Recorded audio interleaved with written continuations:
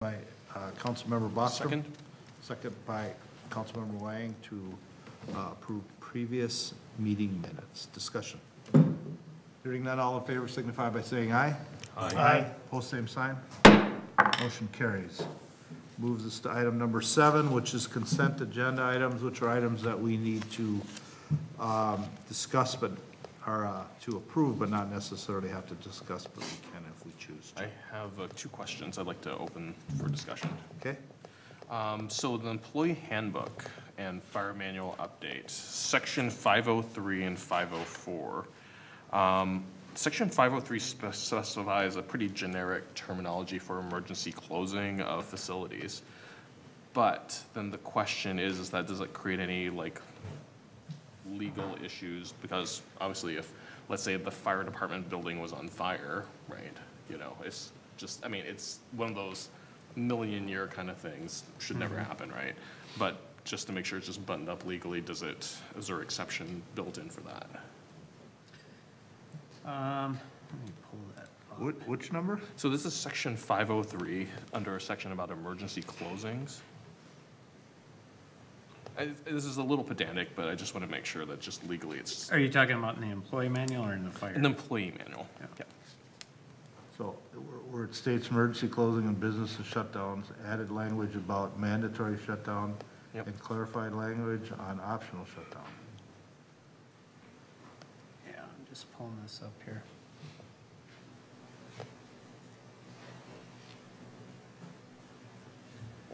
This is very slow.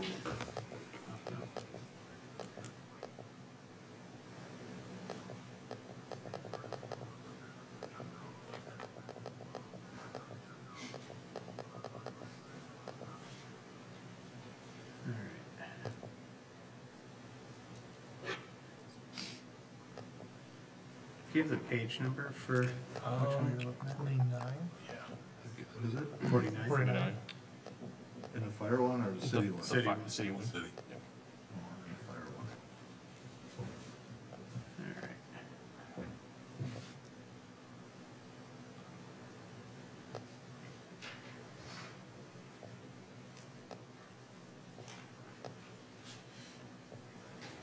Um, 49 on mine is showing expense reimbursement. So it's page 49 of the PDF. In the document, it's labeled as page 43. Oh, I got you. Okay.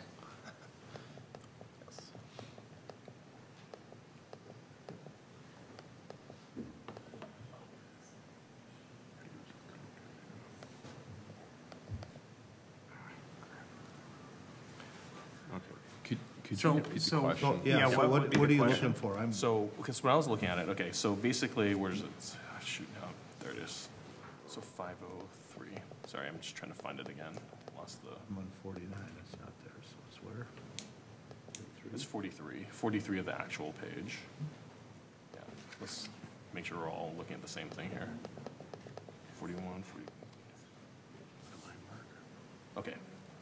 So this says, on occasion, we may close City Hall and other city-operated facilities for emergencies, extreme weather, or business allows slowdowns or operational upgrades. Unless emergency closing or business shutdown is announced, we expect you to report for timely manner in accordance with applicable policies, right? So in event of inclement weather, blah, blah, blah, right? So the thing is that, well, fire departments, police department, first responders, so they're expected to report to work. Actually, So is it an exception someplace else in here around this? So this, well, and actually, I'd say probably 50% of our employees are probably fall under the category of needing to report because most of our MSP yeah. also plows too. Yep. So this would be for the non-essential workers. The reality is that I don't think we've ever had a situation where we've actually closed,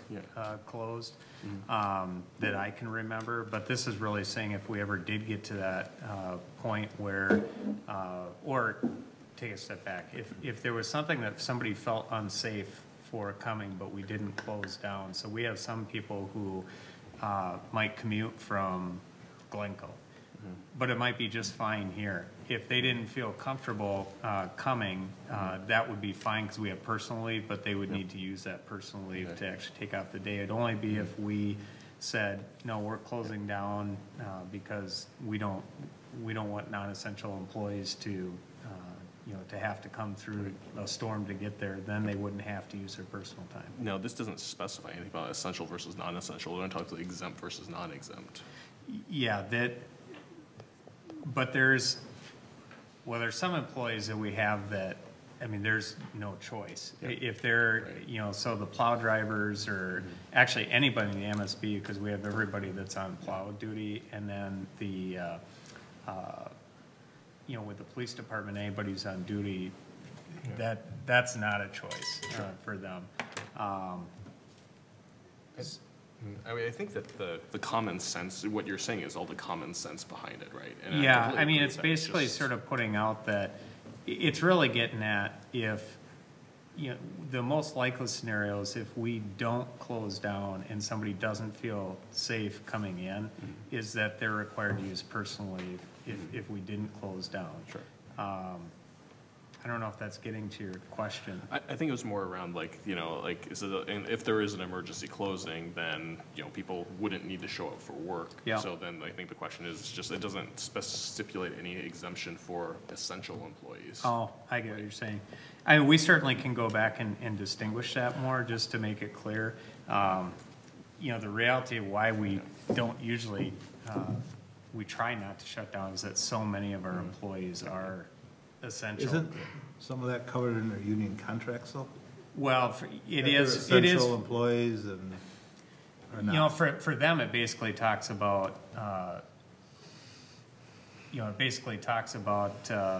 more of how, I don't know that it necessarily gets into that in the union contracts either. It really sort of more gets into how, overtime with snow plowing pay and those types of things gets into. I don't know that it necessarily defines essential or non-essential, but that's something we could certainly look into. Yeah, I mean, I think that, the biggest thing here is just because of the fact that we have essential services employees, just want to make sure it's reflected in the employee handbook to be consistent with the way we operate. Yep. Because it's common sense, but, there's always the litigious atmosphere in Yep. society where it's like something can happen, and I just want to make sure we're covered. Yep. Yep. Okay.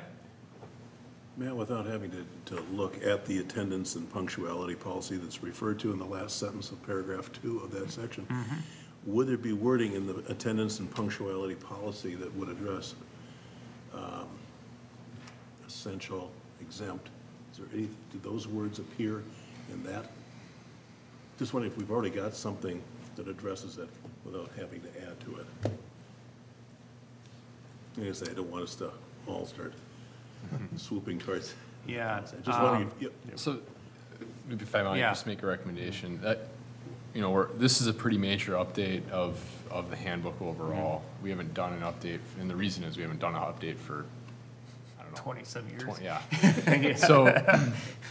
So, it's a completely revamped document. I think, part of our intent here is that it still is a living document, right? So we're gonna use this document, we're gonna identify policies that aren't worded as clear as they should be, or maybe practice deviates from policy, and then we gotta have, that discussion about what makes the most sense, make that clarification in the policy over time. So we're anticipating, probably annually, at least, there, to bring a refreshed draft in front of council and do that. I think, hearing the recommendation here that we just want to have clarity about non-essential versus essential employees and how that relates to an emergency situation, we can make sure that that's either covered in here already or, as a condition of, approval, make sure that we're putting something in there that makes that clarification. And I think that would, if it's covered already, we'll consider it covered. If it's not, we'll make sure that we're putting that change in there and making that clarification. I see, but for that section and section 504, which the rest goes in periods for same reasons, but Okay. Yep. like I said, it's like, the point is a pretty pedantic point, so that's pretty much all I was looking for.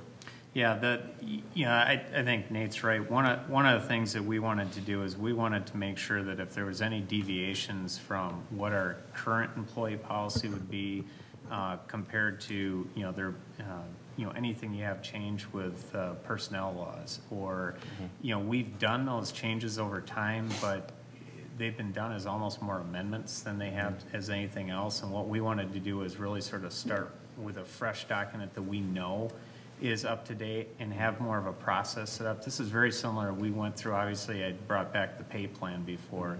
We wanted to make sure that we had a process identified for how we keep this updated in a way that people aren't looking through the policy, but then there's an amendment that's attached. And so, if they miss the amendment and they see something written here, it's like, well, what do I refer to? We wanted to really start with something that worked, and then be able to define a process, like Nate said, to be able to bring back things as things change and very much incorporate them into the document, as opposed to sort of piecemeal fashion we did before.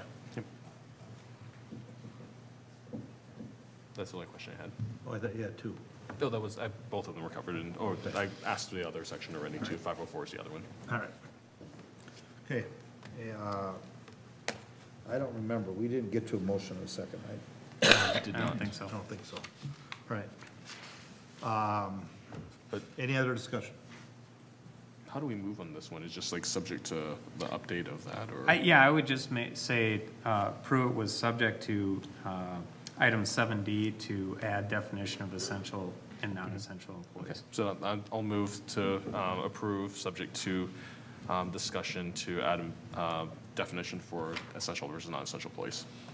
Second. So motion by Councilmember Wang, second by Councilmember Bostrom to approve consent with the addition under 7D. Discussion. Hearing none, all in favor signify by saying aye. Aye. Opposed, same sign. Motion carries. Moves us on to item 8. First item is adopt resolution 2019-23 approving the concept plan for Hazel View Senior Cooperative. Mayor and Councilmember, this is an item coming back to you from the Planning Commission. This is a concept plan. If you're aware of where Pioneer Point is, it is directly to the east of Super Target, across Huntermark Road. There is a portion on the north side of that development that was not developed yet, and the project that you see coming in front of you tonight is for a senior housing cooperative. Again, this is a concept plan, so it's our first look of it. We'll be going through preliminary and final as we go into the future, but this is the concept plan itself. So I'll turn it over to Liz. Thank you, Matt. Thank you, members of the council, Mr. Mayor. We've got a concept plan before you for the Hazel View Senior Cooperative facility. So like Matt mentioned, the site is located in the southeast corner of the intersection of Pioneer Trail and Huntermark Road. So it's just north of the Pioneer Point development, kitty corner to Chaska Commons, and then across the street from Wings Financial and Super Target. Now, has this always been owned by one of the Malnos? Yes. Yes. And it Fred wasn't split? Because I was under the understanding that that was unbuildable. Nope. No, it's now one thing that we did do, and you can sort of see in there, we worked with the Malnows back in 2008 to actually get a trail through there. Right. But it's always been buildable, but we sort of put a temporary trail crossing through there until it actually developed. Right. Okay, I don't know. Somewhere I was told that was an unbuildable lot. No, it was for personal reasons that they decided not to develop with the Pioneer Point at the time, so it's just been sitting there over time. So now they're finally moving forward with a development plan out there. So in terms of a background, the Pioneer Point development was approved in May and July of 2000. So this property, which was owned by Fred Melnow, did hold off on that development, again, for personal reasons. So tonight we are looking at finally the development of this parcel.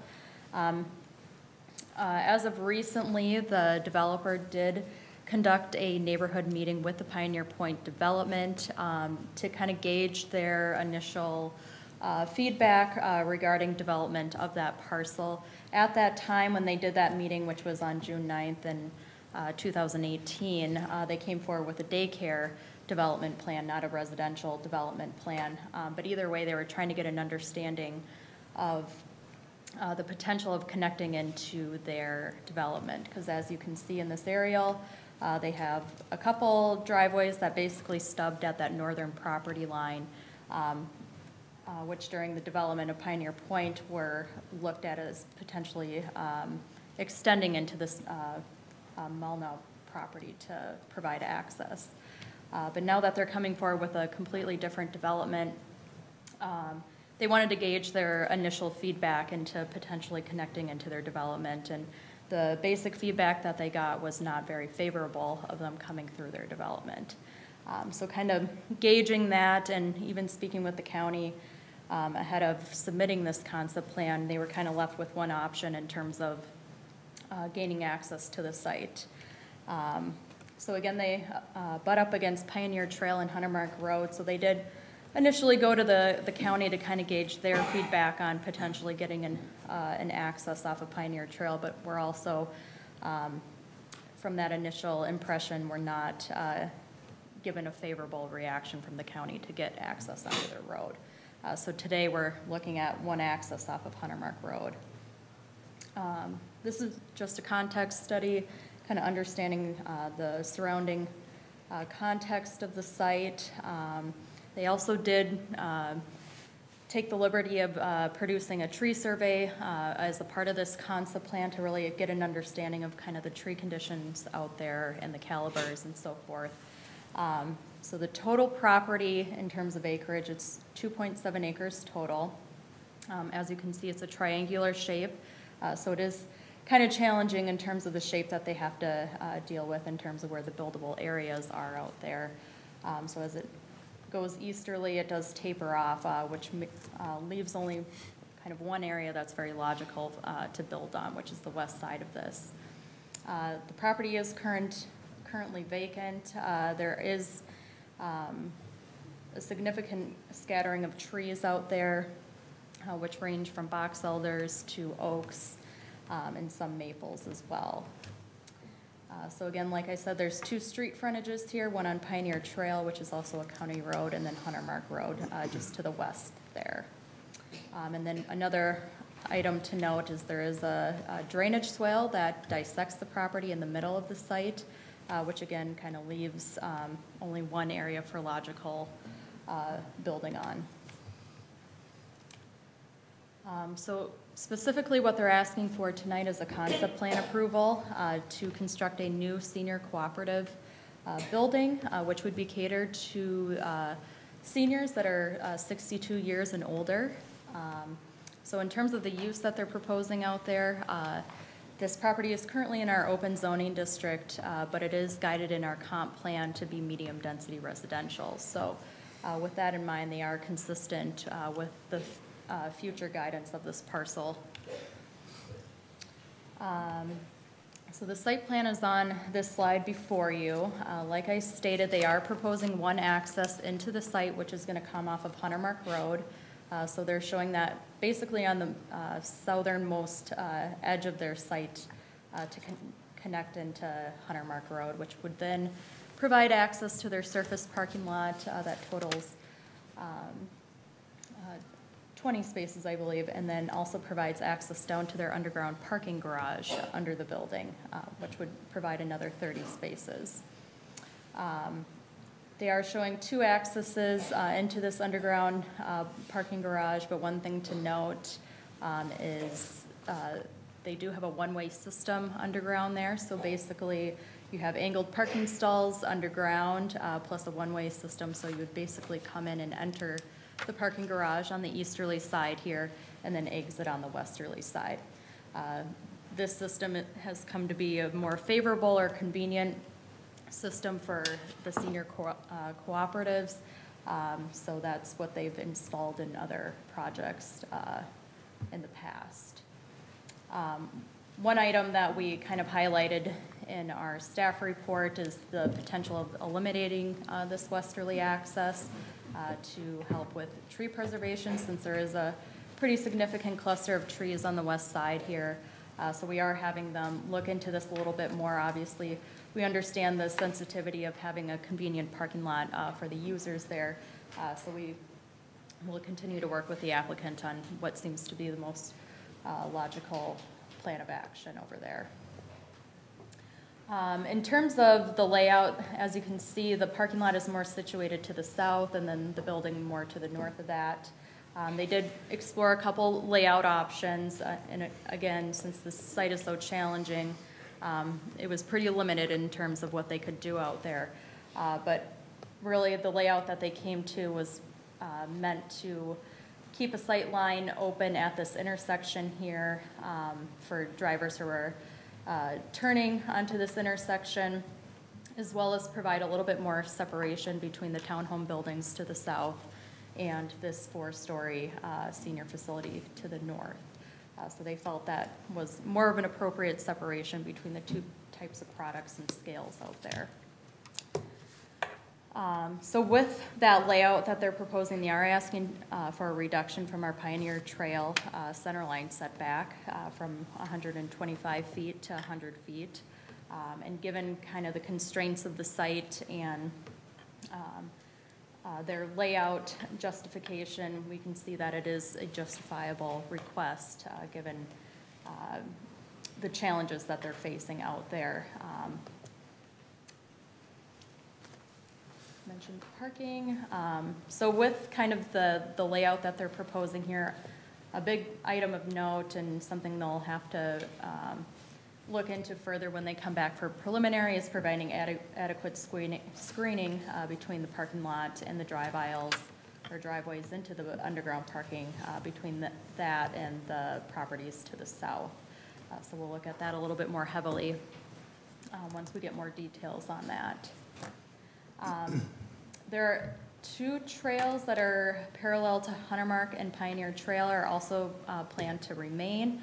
The one adjacent to Pioneer Trail is being realigned as a part of this project because, again, when they first put in that public trail, they basically put it in the most convenient spot out there in between the trees since this property wasn't developed.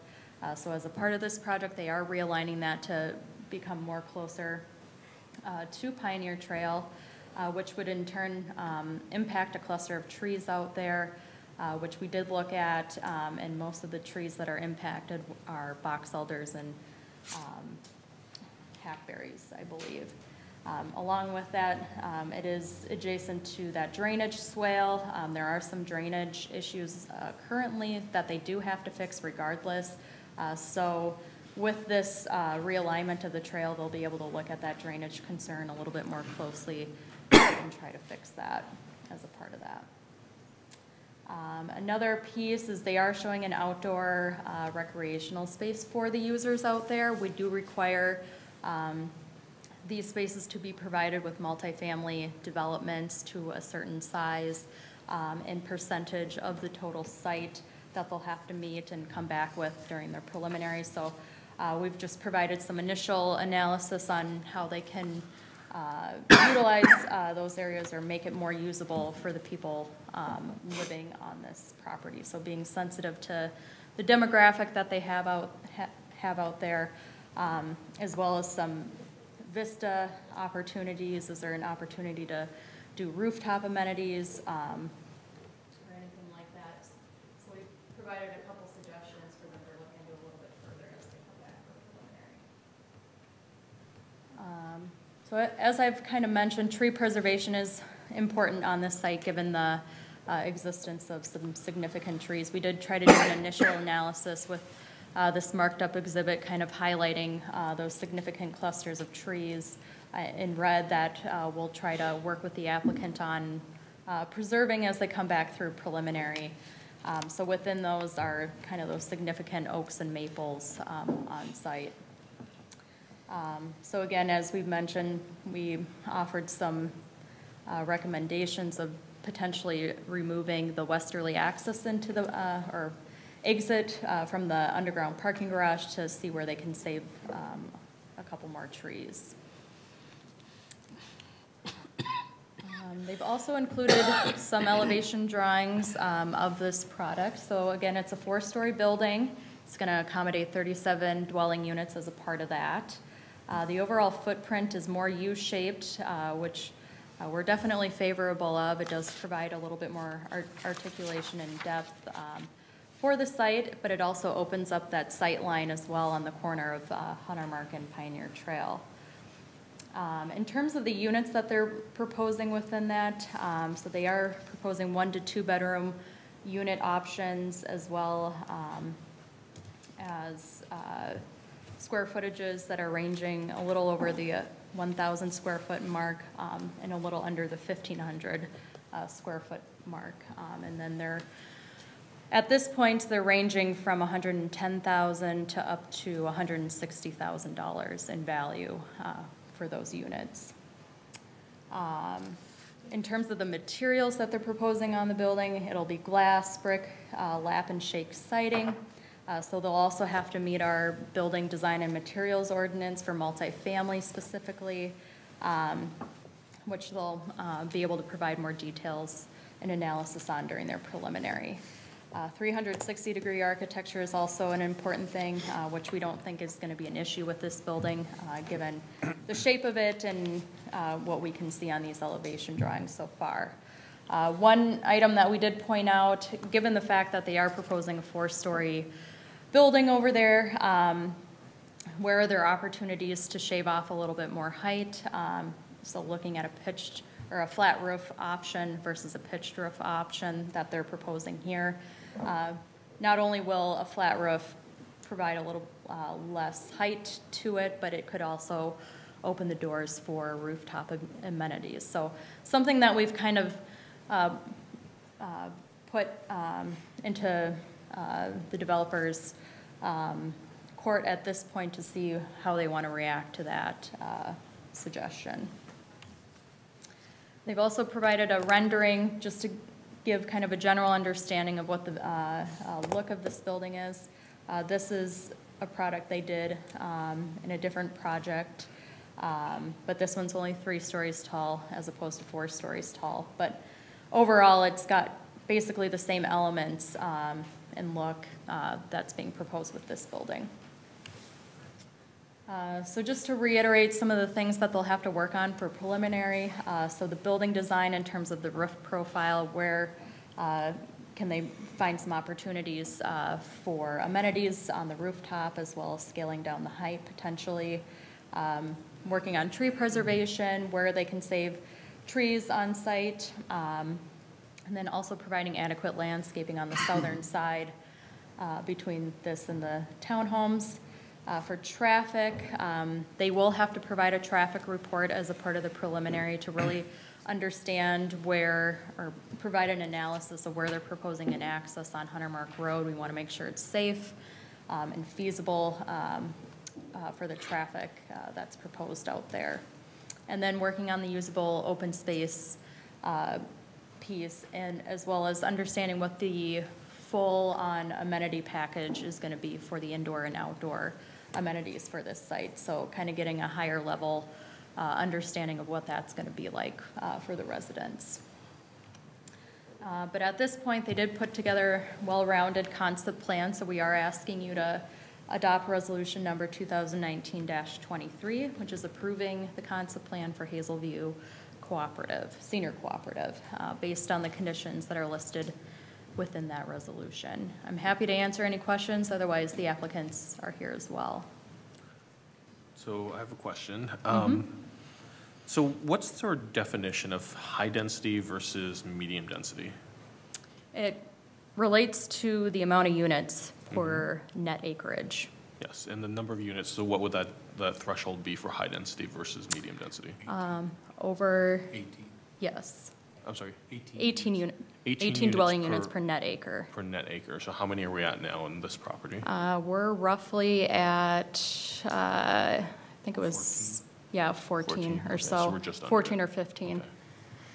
So, and then, so was there any, I didn't see anything in the concept plan that indicated where the crosswalks would be, or if they're using just the existing crosswalk that's on the north side of or there's, because there's not an existing crosswalk on the north side of the property by Pioneer Trail, is there? Yes. As there is, but they go straight across, it doesn't go into Target, or it doesn't go south. They're not gonna use that crosswalk. No, that's the They're thing. gonna go straight across. That's what I was thinking. So It's that's a long road to go straight across on. exactly, right. And so that's kind of my concern was that, you know, this is always the, people, especially when they're older, will always take the shortest point between points A and B. So if someone wants to go, Heard my name mentioned. I wasn't looking in general direction either, so. You know, there's always the desire to go to the shortest points between points A and, the shortest path between points A and B. So, you know, especially when someone's older or less, just a little slower, you know, it's gonna be cutting straight across Hunter Mark. So, and the concern is actually twofold. One is that there's no crosswalk there and there's no path on the other side from the Target parking lot. The other concern is that there's a misaligned driveways because of the fact that you have basically one driveway that's already established coming out of Target, which was originally looks like it was aligning with the north driveway and the townhomes, but obviously you can't go there because that's the townhomes property, right? So that means you have to align it to the north, so that's gonna create a problem. So if someone's actually driving across there, you'll actually have to go forward and then kind of zigzag through Right. there, which is another potential traffic hazard, which I know we deliberately try to avoid because it is a hazard. Right. So I have some concerns about that, but I'm wondering if you can dive a little bit more into any thoughts or plans around where the crosswalks would be for these residents. Sure. One thing to point out on, so there is the trail on the north, or on the south side of Pioneer Trail that goes from that corner all the way to the entrance of Target. So like at the crosswalk, so the trail actually goes, you can sort of see where the trail goes in front of where their building would be, crosses there and goes all the way down the north side of the parking lot there, all the way down to the entrance. Yes, and I agree that it's a viable trail, but I think that, you know, where I'm going with that is that the residents who live there wouldn't take that trail because it would be very circuitous to go around, especially if you're like not feeling great that day, but you want to go get something and not drive your car across, then you'll just cross the street and take the straightest path through the parking lot. I think I'd bet money, in fact, that's what's going to happen. So the thought is that wouldn't there be a crosswalk or some sort of pedestrian access across that way? Has thought been given to that? Not at this stage, yeah. Yeah, okay. So that would be one thing, and then I think that just the misalignment of the driveways is another concern for me too. I'd like to build on what Mike's concern is to the driveways. As I understand, it's the farthest southernmost point. Correct. To be the entry. Describe for me some of the unintended consequences of emergency vehicles coming into this development, since that's the only point of entry for them. They can't come through any other existing streets in Pioneer Point. Would it, like how many, if you said how many feet from the Hunter Mark Pioneer Trail intersection south to that entryway, it'd be easier for me to envision if you said how many car lengths, how many parked cars, let's say the fire engine, police ambulance is coming from the south going northward, how many of those would be forced to take an immediate right turn just to get out of the way? Sure. And that's something that we'll look at more heavily as we go through the traffic report part, as a part of the preliminary. They'll be analyzing that in more depth. Yeah. So at this stage during the concept plan, we just don't have that information, Okay. but definitely want to address any initial concerns like that right now. I guess that's a really good point, because I was thinking about most times the fire access, and Mark, you might be able to speak to this a little bit more, is that, you know, like usually I would expect that fire trucks would go into and park in the parking lot, right? But I don't see a place where they would be able to turn around. Right. They'd be like doing like a 10-point turn in the parking lot or something. Yeah, especially if it's a fire engine. That is, how do you get that not only in but out? Yeah, or just backing it out, basically. I don't know. And backing out into a very interesting street just short of. Tight parking lot to turn around an engine. Yeah. Especially a ladder truck. Yeah. Yep. No, Because that's a good point, because and then- we'll and you have need a our, ladder truck if it's 4 stories, right? That's, yes. Yeah. Liz, I was- oh, Those are great questions for analysis during the transportation Yep. piece. Of what are the impacts and what are possible solutions for cars and but emergency services. Yep. I mean, even just the basic garbage truck in and out, you know, I mean, all of those pieces. Even pizza delivery. Right, pizza delivery. Pizza delivery probably is open. How big of a I pizza want you to put a ordering? happy face on this conversation. Getting kind of Maybe gloomy. unless they drive a Suburban. Yeah, it's like a smaller vehicle. Well, yeah, there's,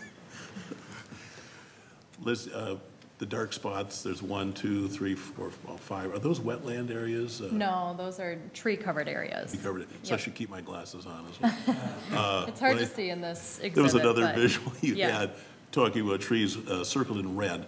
I imagine that would be the maples and the oaks, the box elders. We really don't value those as much, and that might be the uncircled green trees. Is that? Correct.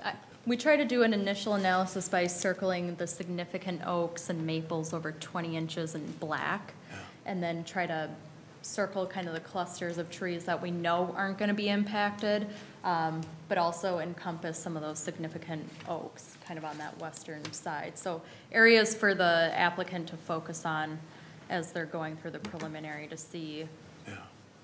how Would to be to save those potentially, in the yeah. red circle. And I gotta imagine that's a nice tip of the cap, showing respect to the homeowners, the property owners, and, you know, Pioneer Point, that those mature trees really add to their enjoyment of their property, and the property value. So, nice move, I really like that, I appreciate that. Thank you. I will echo a couple things. I will echo the entrance thing. To me, if I understand correctly from watching the Planning Commission, in the homeowners meeting with the developer, at that time, it was still looking at to be a daycare. Correct. Correct? Yep. Which clearly would increase traffic, right? There was some Right, conversation on right. that. Now it's really people living there, right? It's Mm-hmm. part of that neighborhood. And I think there was a recommendation to maybe re-engage with that neighborhood to see if that changes their Yep. opinion. Now, you said no once, it's easy to continue to say, I know, I get that. You know, but I look at that street there, that's all purposely intended to be straight across from the Target entrance, right, and go there. And then the entrance coming from the south there, that would be another feeder street. You kind of solve some of the ins and outs of it. You know, I'd really like to see that group engaged and understand the concerns of that neighborhood too, because it just seems with it, I can completely understand with pickups and drop-offs, how that traffic early in the morning, I'm trying to leave too to go to work. The fact that it's now residential, in theory, it's really no different if that would have been a housing development. You know, if it would have been a housing development, that road gets connected. We're probably not having this conversation about that entrance. Again, I understand the sensitivity and I'm glad that they reached out to the neighborhood and did that. I just think the purpose has changed a little bit. And I do worry about that off-center. You've kind of created an awkward dead end in your plan. So there's that. On the flip side, I drove by that space today. I drive by it actually every day. 4 stories in that space seems high. And I'm curious how many there's 37 units. Right. That includes some recreational spaces and stuff like that. Like if you take floor off, like what is that per floor? Because like I said, I looked at that space. It's good, 4 stories. It's gonna. In terms of feet per floor? Or just like Or units. Like if it's only 3. 10. It takes 10 units per floor. That's what I mean, they're saying. I said, I get it, and 4 makes, looks nice, but it just, you look at that space, and you're just trying to, and then actually, like, I continued my drive down Pioneer, and I pulled into Quick Trip, picked my son up there, and they're building that 4 stories, and you can kind of visually see that. Correct. And then I try to place that over there, and I'm just kind of like, so that, I guess that's just expressing a little bit of concern about the height Sure. and the number. And we can definitely get more exhibits during the preliminary, kind of showing that scale difference between this site and the site to the south of it, which I would think is the most appropriate comparison right there. But it was one of the things that always is a warning sign to me is when we have to give variances against like setbacks, right? And to say we're going from like 120 back to 20 feet, from 120 to 100-foot setback and provide a variance, that's always a warning sign we're trying to shoehorn something too big into something that wasn't meant to be that big. And so that's the concern to me, and at least the scale goes along with it. Not just is it closer to the roadway, but it's also taller, like double the height of like the nearest residential, which is adjacent to it, without there being like really a buffer, because you're talking a parking lot that has a parking lot to an access road. So that means that there's really no room for a buffer, right? I mean, Well, unless there's some other plans that are, I mean, as soon as you go with a building like this, Yeah. even if they were building one story, we'd still be having this discussion. oh, absolutely. I mean, yeah. because you can see that, I mean, if you just imagine that's a one-story building, the setback is really still the same. It's, buildings like that are about 60 to 66 feet wide, just because you get units, the hallway, the units on the other side. Parking lots are about 60 feet. Dimensionally, it's tough working with a triangular shaped property, and that's really the issue. On this site is the triangular shape of the site that really complicates things. And any times you're dealing with that, and I guess as we had looked at it, really since Target is so far away and the high school is so far away, there isn't really a context for the setback as you drive down the road. It's not like you have a whole row of houses and one sticks way out. It kind of is there by itself. They're, you know, across the street, Chaska Commons kind of is on its own. You've got the pumpkin patch, and it really, if you have an opportunity to adjust something to make something more meaningful happen here, and again, regardless of the height, because that's a valid point in conversation, but really just in terms of the utilization of the site, having a parking lot in a building there, that's kind of what you need to do just because of how the triangular shape works. And they could do some other stuff and push things around, but also we were trying to work with them to try and save some of the trees, and you know, that's kind of working in that discussion too. So yes, you are massaging, shoehorning, whatever you'd like to characterize it, but on a triangular shape, that's typically what you're going to do. Yeah, and don't get me wrong, Kevin. I mean, I appreciate the perspective from the viewpoint that we're trying to put something there that will add value to the community. I mean, having something at this price point for seniors is really important. We need that housing stock. We need that inventory at that price point. So that is a high value in that case. And now that said, you know, I also remember growing up in a community that was growing rapidly. And then when he said, okay, you know what, like we have our setbacks, they're like, you know, they're like 20-foot setbacks. And then he said, oh, you know what, if we can cram in a few more houses, we'll cut them back to 15-foot setbacks and then 10-foot setbacks. Now you have these jigsaw houses that are laid on top of each other. And I just want to make sure we're not following down that slippery slope, because, you know, that's a path that we become much more urbanized and we start losing the character that we're trying to preserve. So I'm asking mostly out of the characterization. I want to make sure that we're asking ourselves, are we doing the right thing for the right reasons at the right time? Because like with many things, and you know, having been on planning commission, you know, you've heard me say this a million times, that if we say yes, this goes through, and once they start building it, this isn't a building that's going to be around for 5 years or 10 years. This is probably around for 50 or 100 years. This will be around long after we're gone. Maybe Michaela will still be around, and John will still be around, but Nate will be around. But Planning but maybe, you know, Nate's grandkids will be around here, right? But this will be something that will be, and this will be our legacy of what lasts in the community. So it's one of those things that I've always felt very passionately and very strongly about, that we've got to do it right and make sure we make the right decisions about this. And something like a setback may seem trivial, but there's a reason why it was established in the first place. Yeah. So, Very good. yep. Kevin, from a context standpoint, does it make sense, and I don't know how the elevation of the Chaska Commons buildings to the north and west lie, but does it make sense to have the context looked at in relation to those Commons buildings, sort of kitty corner from there, or is that too far of separation? I think the four things that are happening on the four corners are really kind of independent from one another visually. I mean, there's just a lot of space there. That's a big, wide intersection, and it's kind of hard to take it all in at once.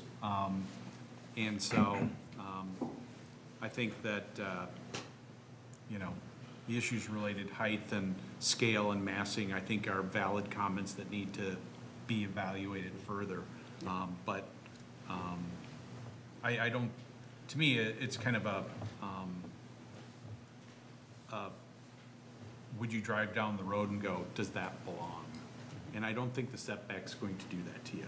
Now, the height or the mass, that could, but I don't think the setback would.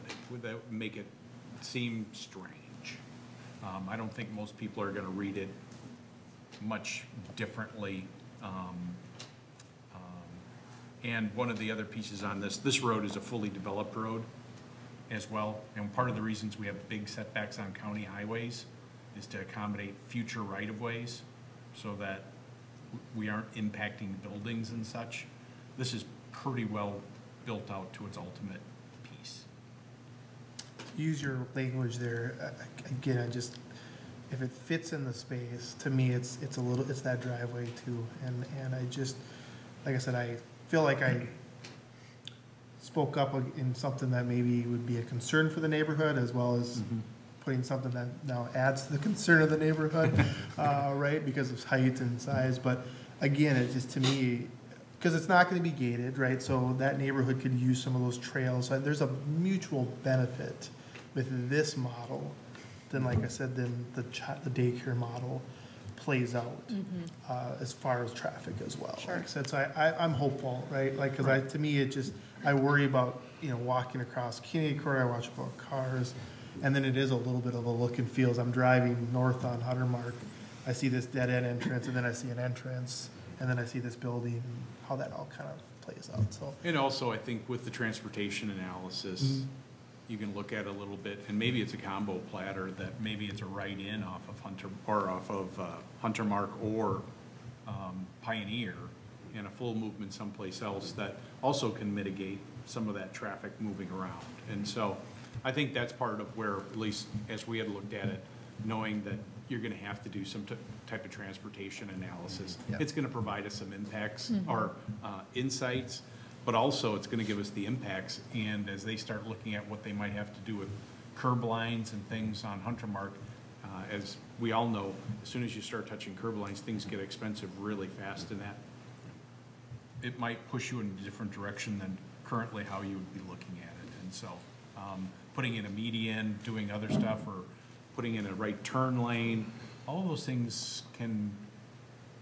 make other things look easier once you start getting more information. And I think at the concept level, identifying things that are concerning to you are really great things to identify. And it gives them things that they need to work on and put on their checklist and say, when we come back, we need to be able to talk about why we selected this and versus that option and this option, and provide the factual basis for you so you can make a decision, an informed decision. Kevin, that was helpful. A great reminder to me personally that this will come back. This is concept. And so I would like, with that in mind, I'd like to ask, when Pioneer Point organizationally said no access, that's the bottom line? One organization, probably a 501c3, are they a homeowners association? There is an easement there, actually. There is an easement. Yeah. So when we heard, or when we've been told, we're not in favor, that isn't the end of the discussion? It's not the end of the discussion, but it's But we how, want it, yes. It's how do you How work much do you with want to people? push? Yeah, and believe me, I feel for them, I would prefer almost that it would be the end of the discussion, but I just need to know, was it to the end? And the way I look at this is that, to me, it's a fairly easy solution to just grab that northerly driveway. It affects 3 homeowners, they got it easier in and out. They can close it off to the rest of the development. And quite honestly, if it did ever connect, which again, it's up to the homeowners association, these people aren't gonna drive through there to go in there. The only people that are gonna be reversing it are the people in the neighborhood.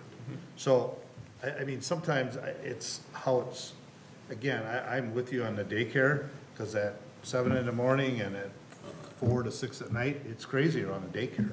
This is a altogether different concept. I think that conceptually, I'm fine with it. I think I'm definitely, I think our days of offsetting roads, we've learned this on Hunter Mark and Bavaria, we can't do that. It doesn't work, and we know that. It's not one that you look at on paper and say, well, maybe it'll work. It's too busy of an intersection. School time, those buses have to back up and cause issues for entrances already. As a former emergency services, you can get around that, but it's a pain. And we're learning that every senior building that you build is a call per unit. So that's 37 calls there. Additionally, that'll be added to the fire departments and the EMS. So you know you're gonna be going there, and then whatever else happens in the meantime will happen. But I'm more concerned of that offset driveway. To me, I think you could pretty easily and still get along with the neighborhood. And that crosswalk, because I don't care, you can have all the crosswalks you want to the north and along Pioneer, they're going the straightest route. Because they're gonna take, especially if they're walking, they're gonna take a cart and push it all the way to the thing, and then they're gonna leave the cart and they're gonna scoot across. That's probably what happens right now with. Yeah, exactly. But somehow, somewhere, there has to be looked at as crosswalk, as a safety. And like I said, it's not like, this is the same size street that we talk about crossing Main Street. You know, we had to put in refuge areas in the middle. And I like the fact, I think this is a good concept for there, but it just scares me about that crossing. More than anything. I'm not so worried. It's a setback on a county road. I don't know. I can deal with that. It's not that big a deal to me. It just seems like a massive building, and there's only 37 units. I can't get that in my head. I think we're And 10 thinking units bigger. on a floor, we're missing 3 somewhere. So must be a lot of other amenities in there, which is a good thing. Well, and keep in mind, these are co-ops too.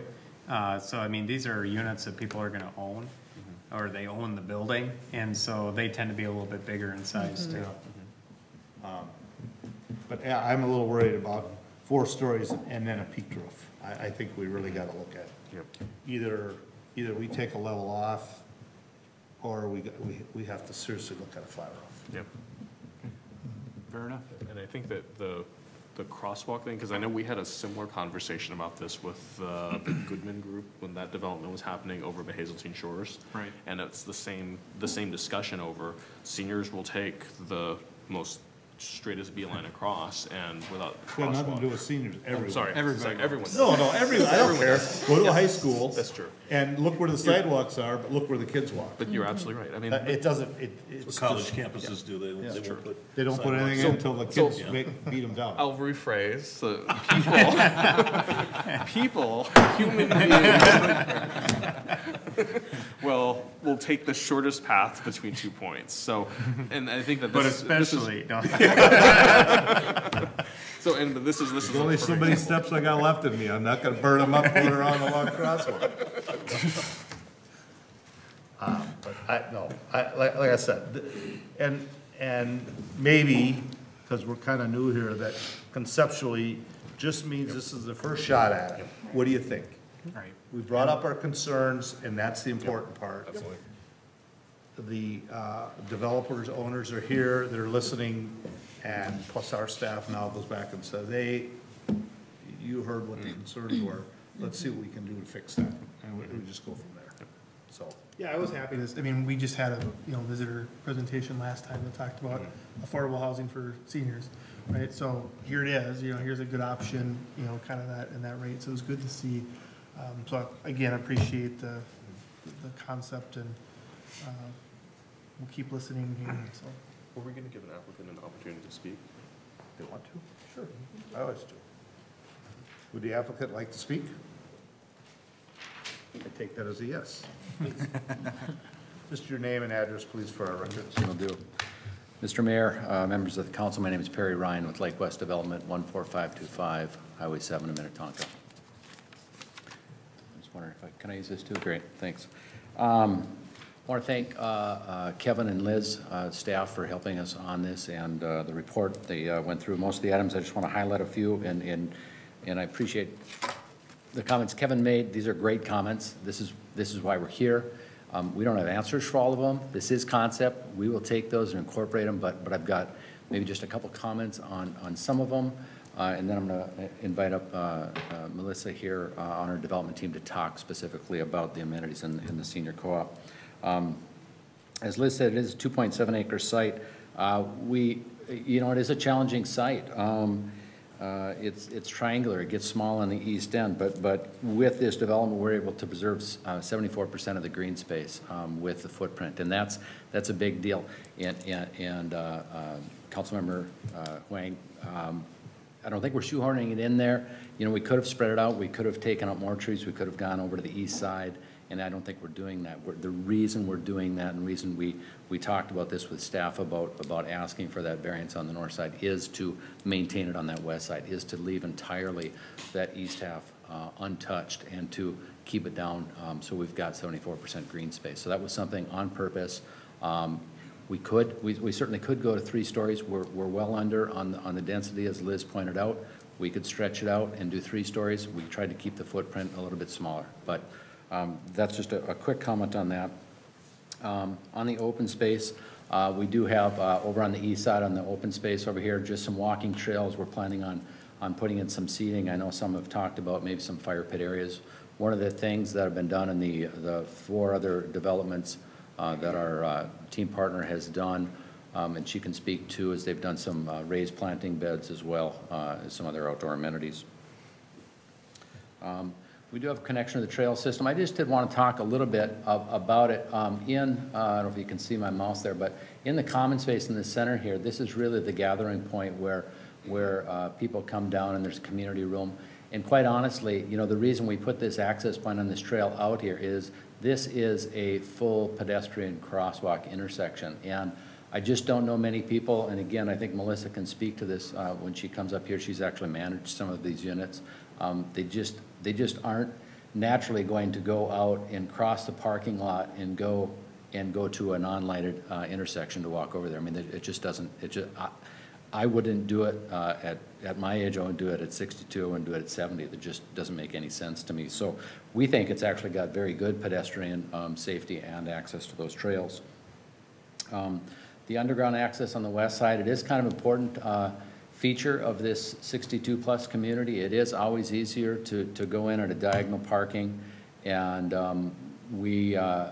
that's the reason for that west access. I understand the importance of those trees, but it's a great positive amenity that we've seen going through and having for these built and people living in and people enjoying that amenity to it. So, but we'll take a look at those trees with staff as we go through to the next stage. I just wanted to comment on a couple items. We talked about the crosswalks. The misalignment to the street across 100 Mark. We did talk to the city engineering department. They were in general supportive of it, but obviously we have to do a traffic study on that. I'm a civil engineer myself, but I don't do traffic studies, so I would leave it up to the experts to see. It is less than a car length. It's not very much of an offset. We think we've got maybe some mitigating things we can do for that as well. Just a quick discussion on what we'll look at to the next stage on access. As Kevin did point out, we do physically have those access points, but they were not very favorable for us accessing those. As I sat there and thought about emergency access, maybe I'm just thinking out loud, maybe it makes sense to take a look at this one access point for emergency vehicle exit, so they do have an egress movement so they can get out of there without doing a 10-point turnaround. So that's just one thought that I had as well.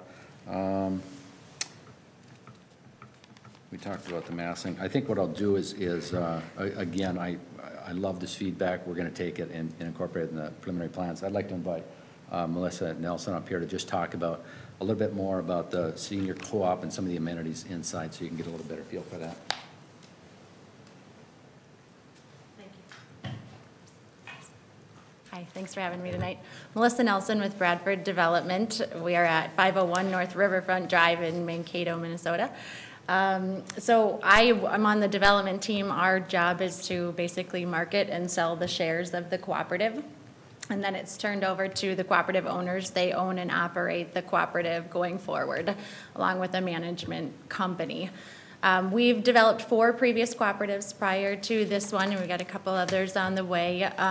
We typically do a HUD-insured cooperative. We are a HUD-approved developer, so they assist in basically in insuring the mortgage for a 40-year rate lock that keeps it affordable over time.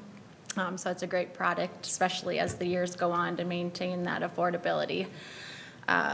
So throughout the building, there's numerous common areas. There's a big community room with a full kitchen, outdoor deck. There's a guest suite, which is like a hotel room for family and friends to come stay.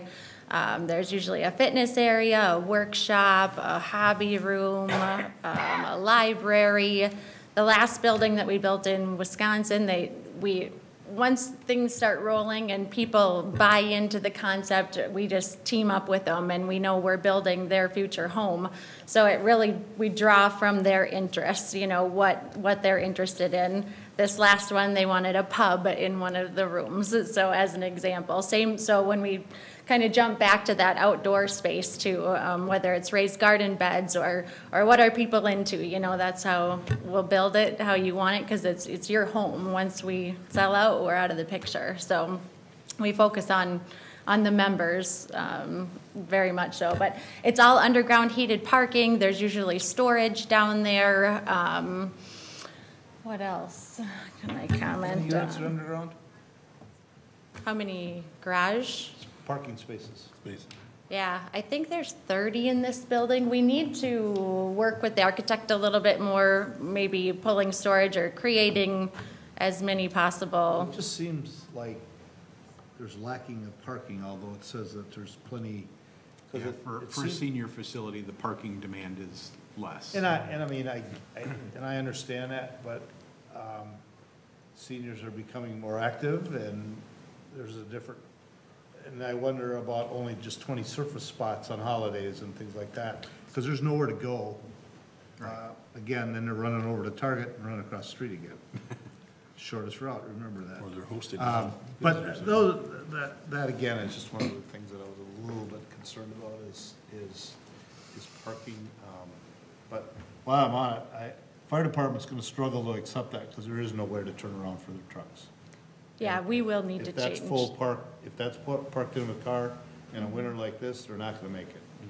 HUD is very, very strict too on all of their processing with approvals of from concept to all the way through construction. So things like that, if you don't catch it, they will. So it's a good point that was brought up now, and we'll see what we need to do. I might just open it up and see what types of questions you have as far as maybe the operations of the building, or if you want more amenity or layout, or talk about floor plans. So for just people that are listening, so if I wanna come and buy something, so I sit down with you, and what happens? How does it go? I mean, I buy this, and I heard a number of 160 to something, so it's $170,000, so then I own my unit number, and how does then it's like like a housing type thing, you share all the expenses? Yeah, so how it works is if you're going to buy a share, let's say you'd be 1/37th owner of the building, grounds, land, everything. So you would get a membership share certificate, which shows your ownership in the cooperative. You're then a shareholder of the cooperative corporation, versus like a deed to a home. So that can be resold in the future, just like you're buying and selling a home. You don't physically own the unit itself, so that's what makes it a little bit different than a condominium. The whole building, you just own a portion of the building, the common areas. So you don't actually own your wall space and everything within it. The cooperative does, so it owns and maintains it. You may not have ownership of the walls, the physical wall ceiling, do you own responsibility? Is there like a reserve fund? Everyone has a responsibility for the future maintenance and replacement. What do those costs, tend to add up to? What, so they have, let's say, $170,000 purchase price. Yep, And now they have this certificate of ownership, yep. and it's also a certificate of responsibility. What are they looking, typically in the units that you've been involved with, what are the monthly costs? What are the annual fees? What are the fining and the liens that can be put on those that, for whatever reason, aren't up to speed, up to, current? If you could just talk about some of those costs. Sure, yep. So one of the responsibilities of becoming a member in the cooperative corporation is the monthly fee, which is basically, if 5 of us went in and built this big house with a swimming pool and tennis court, and we can't afford it individually, but if we work together, we can cover the operating costs. So that's kind of a small picture, but the 37 unit owners share the cost of operating the cooperative. So the monthly fee is based on the size of the unit that they choose. There's 6 different floor plans in the building, ranging from just over 1,000 square feet to just under 1,500 square feet. And then the monthly fee, so they'd pay their pro rata portion of property taxes, property insurance, whatnot.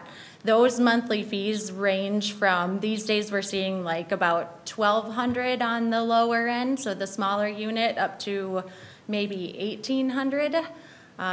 Depends on how we lock the interest rate. Right now we're forecasting numbers a little, using a higher interest rate than what we can get through HUD right now.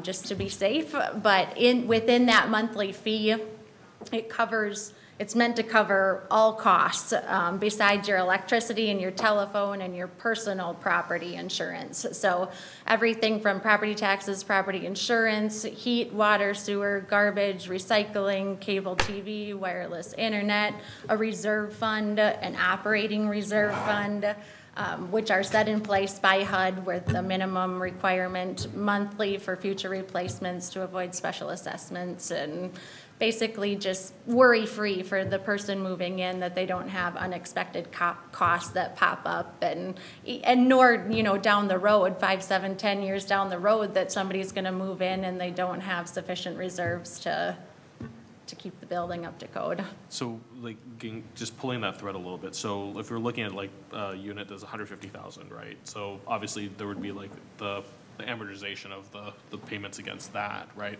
But what's the additional monthly cost of everything else? So, for the example, is we're talking 200 a month, 150.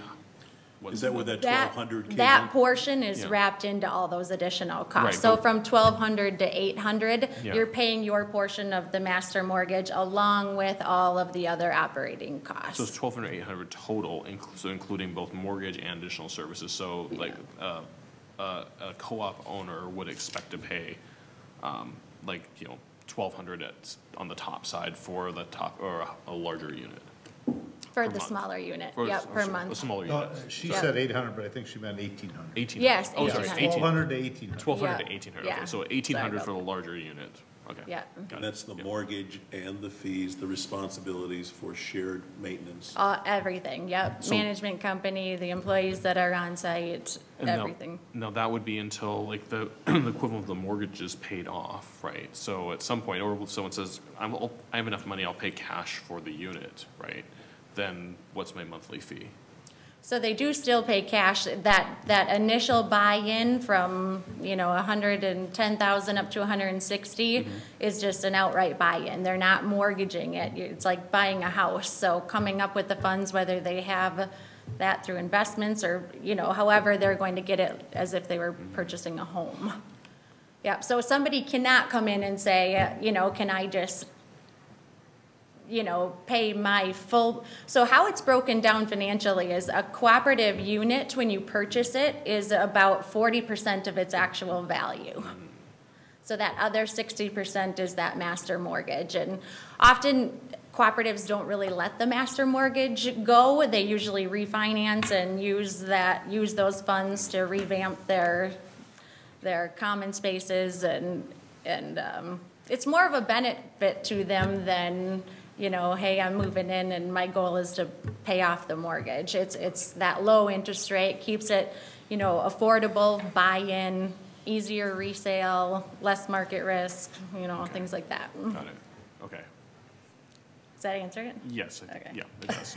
Thank you. So if Yeah. I sold a unit then, is the market value that, say that 160, is that where it stays in there then? Is that correct?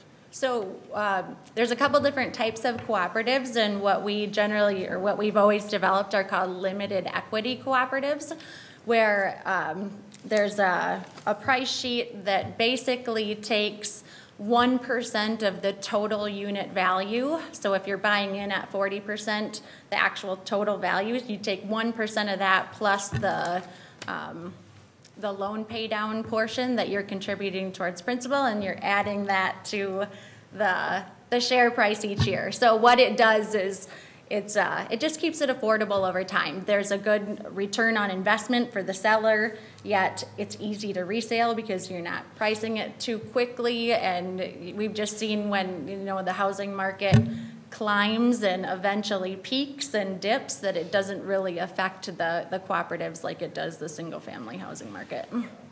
And you have a number of these around operating, you said, you did tell me that correctly, and We have developed 4 of them. There's one in Mankato, one in Northfield, one in Winona, and then one in Black River Falls, Wisconsin. so this is the first one in the metro area then, that we're proposing, your group. Yeah. Yep. Okay. Interesting. Sounds to me like the buyers then are acquiescing or agreeing to their mortgage, their individual mortgage is going to be more of a store of value that they can live in because the price of property appreciation is not there.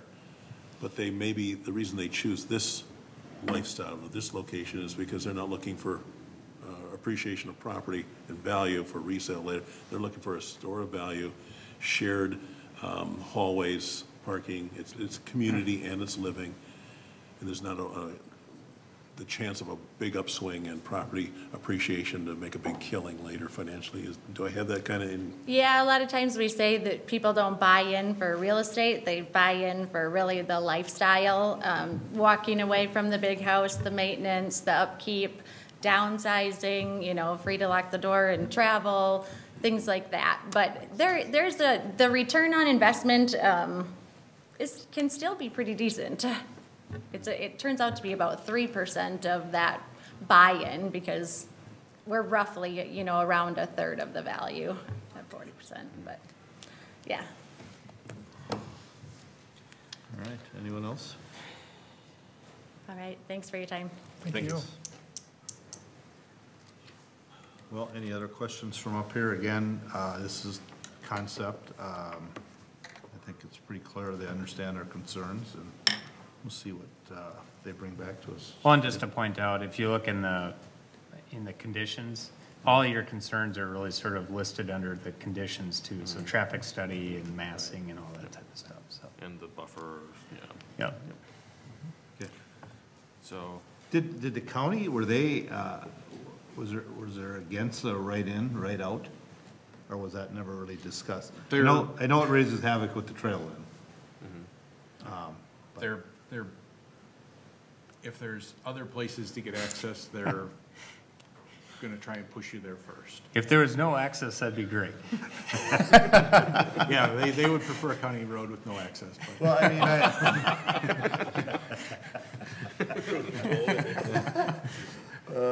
we won't talk anymore about that. But It's not a no, it's just Yeah. check everything else out first. because I look at that as a way for emergency vehicles, because they can come in that way, in a way. And also, people coming home would typically, especially if you're going eastbound on Pioneer, it would be a natural to get into the site that way. Right. So, I mean, like I said, I just don't want to take any of our opportunities out of the picture. We would pursue discussions there as well as to the south, and also evaluating what happens on the west side. Because with the road, you can kind of dodge that around the trees a little bit. So, okay. I want to ask Kevin a question. Is community development, do you see Chaska intentionally exploring more of the cooperative approach? I think we're certainly open to it because it's a different style of ownership again. Yeah. You know, nothing for or against any of these products. They all have, you know, I think the nice thing about this, it's not a huge product. It's not like this is 160 of these type. You know, trying to find 37 people who would be interested in something like that in our market probably is doable. And so there's people who would want to travel or maybe own another home and kind of bifurcate their resources into two places.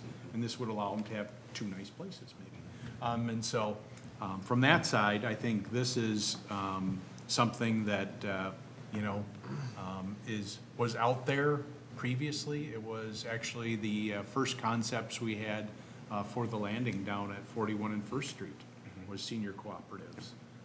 The market, the whole housing market changed a lot. That changed a lot at that time. In the end, we wound up with senior housing, so it still stayed in that vein. It was a different type of style of ownership, was rental. But now that the market's kind of coming back and being stabilized, it's not surprising to see another style like this come in. Not everybody wants to rent. Some people are going to say, no, I'd like to have a nice unit, but get some modest return. Other people are probably going to say, no, I want a really high end, and I want the value is really high, and I want to be able to achieve high returns later on. And you also have some say in what happens in here Right, because it's, right. you know, because you're part of the ownership. It's different to try to get your head wrapped around how this system Yeah. works, so. Right. There's gonna be a lot of people who are gonna scratch their head and go, It is certainly not a new concept out there. There's around the Twin Cities, there's quite a few. Actually, around Southdale, there's lots. All the tall apartment buildings there are almost all condos. Oh. Or all co-ops, excuse me. And so, it's not something new into the marketplace itself. It's relatively new to us. I'm not sure if we have a co-op. No, Would be we my don't. next question. Yeah, I don't believe so.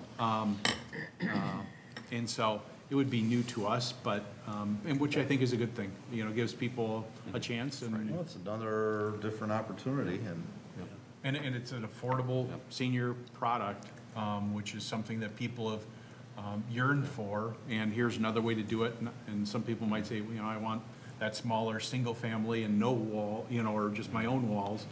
And, you know, just up on the Hammer site, we're talking about that too, which gives them another chance. And so this is just another way to allow people to have, to stay in Chaska or to come to Chaska as seniors and participate in the community. this really fits that group that came to us a couple weeks ago. That really fits their needs. They like the apartment style living, but they're saying rent's getting crazy. Well, now they control that. Right, they're, So- yeah, they'd be in control. Okay. Can I make a motion? Yeah, if there's no other question, I'd entertain a motion. Yeah, so I'll make a motion to adopt resolution 2019-23 approving concept plan for Hazelview Senior Cooperative. I'll second that. So I have a motion by Councilmember Wang, second by Councilmember Ra to, again, adopt resolution 2019-23. And again, this is the concept plan, and we'll see everybody back here and whenever, so. Probably sooner than later. I'm sure everybody wants to get going, right? So, all right, questions, discussion? Hearing none, all in favor signify by saying aye. Aye. Post same sign. Motion carries. Thanks for being here. Thank you. All right, we move on to adopting resolution 2019-24, approving preliminary site and building plan for China Pagoda. Mayor, Councilmember, this is the second time you've seen plans come back for the former KFC building, which is on Yellow Brick Road. This is a preliminary site plan being submitted by China Pagoda to reutilize the building for relocating China Pagoda to this location. We do have the applicants here, and Liz is here to talk about the recommendation coming out of the Planning Commission. Thank you, Matt. Thank you, members of the council and Mr. Mayor. We're looking at the preliminary site and building plan for 798 Yellow Brick Road, which is the new location for China Pagoda.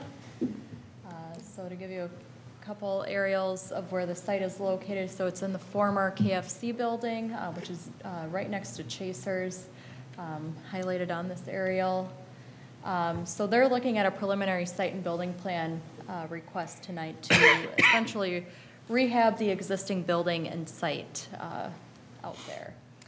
So they are in a planned commercial district, number 3. So the use that they're proposing to locate into this building is consistent with the permitted uses out there.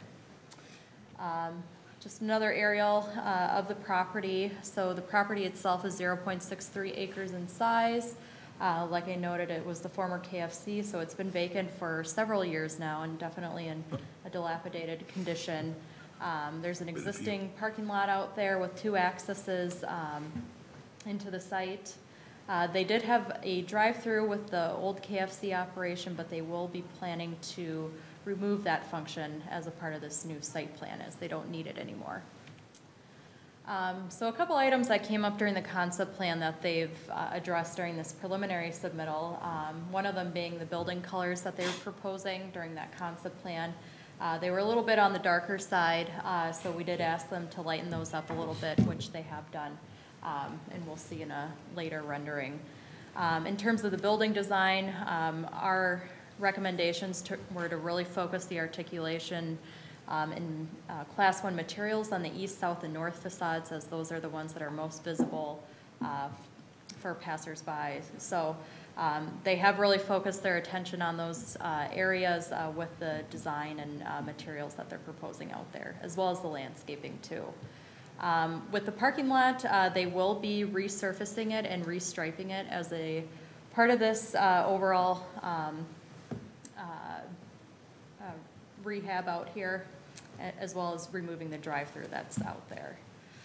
There was also a comment brought up on incorporating more pedestrian areas as a part of the site, so they did incorporate a patio on the east side of the building now as a part of this new site plan. So this is the site plan on this slide here. So they are utilizing the existing building footprint out there. I think the main exception is they are removing the glass atrium that you see on the south and east sides of that building. So they'll essentially remove that, but use everything else that's in place.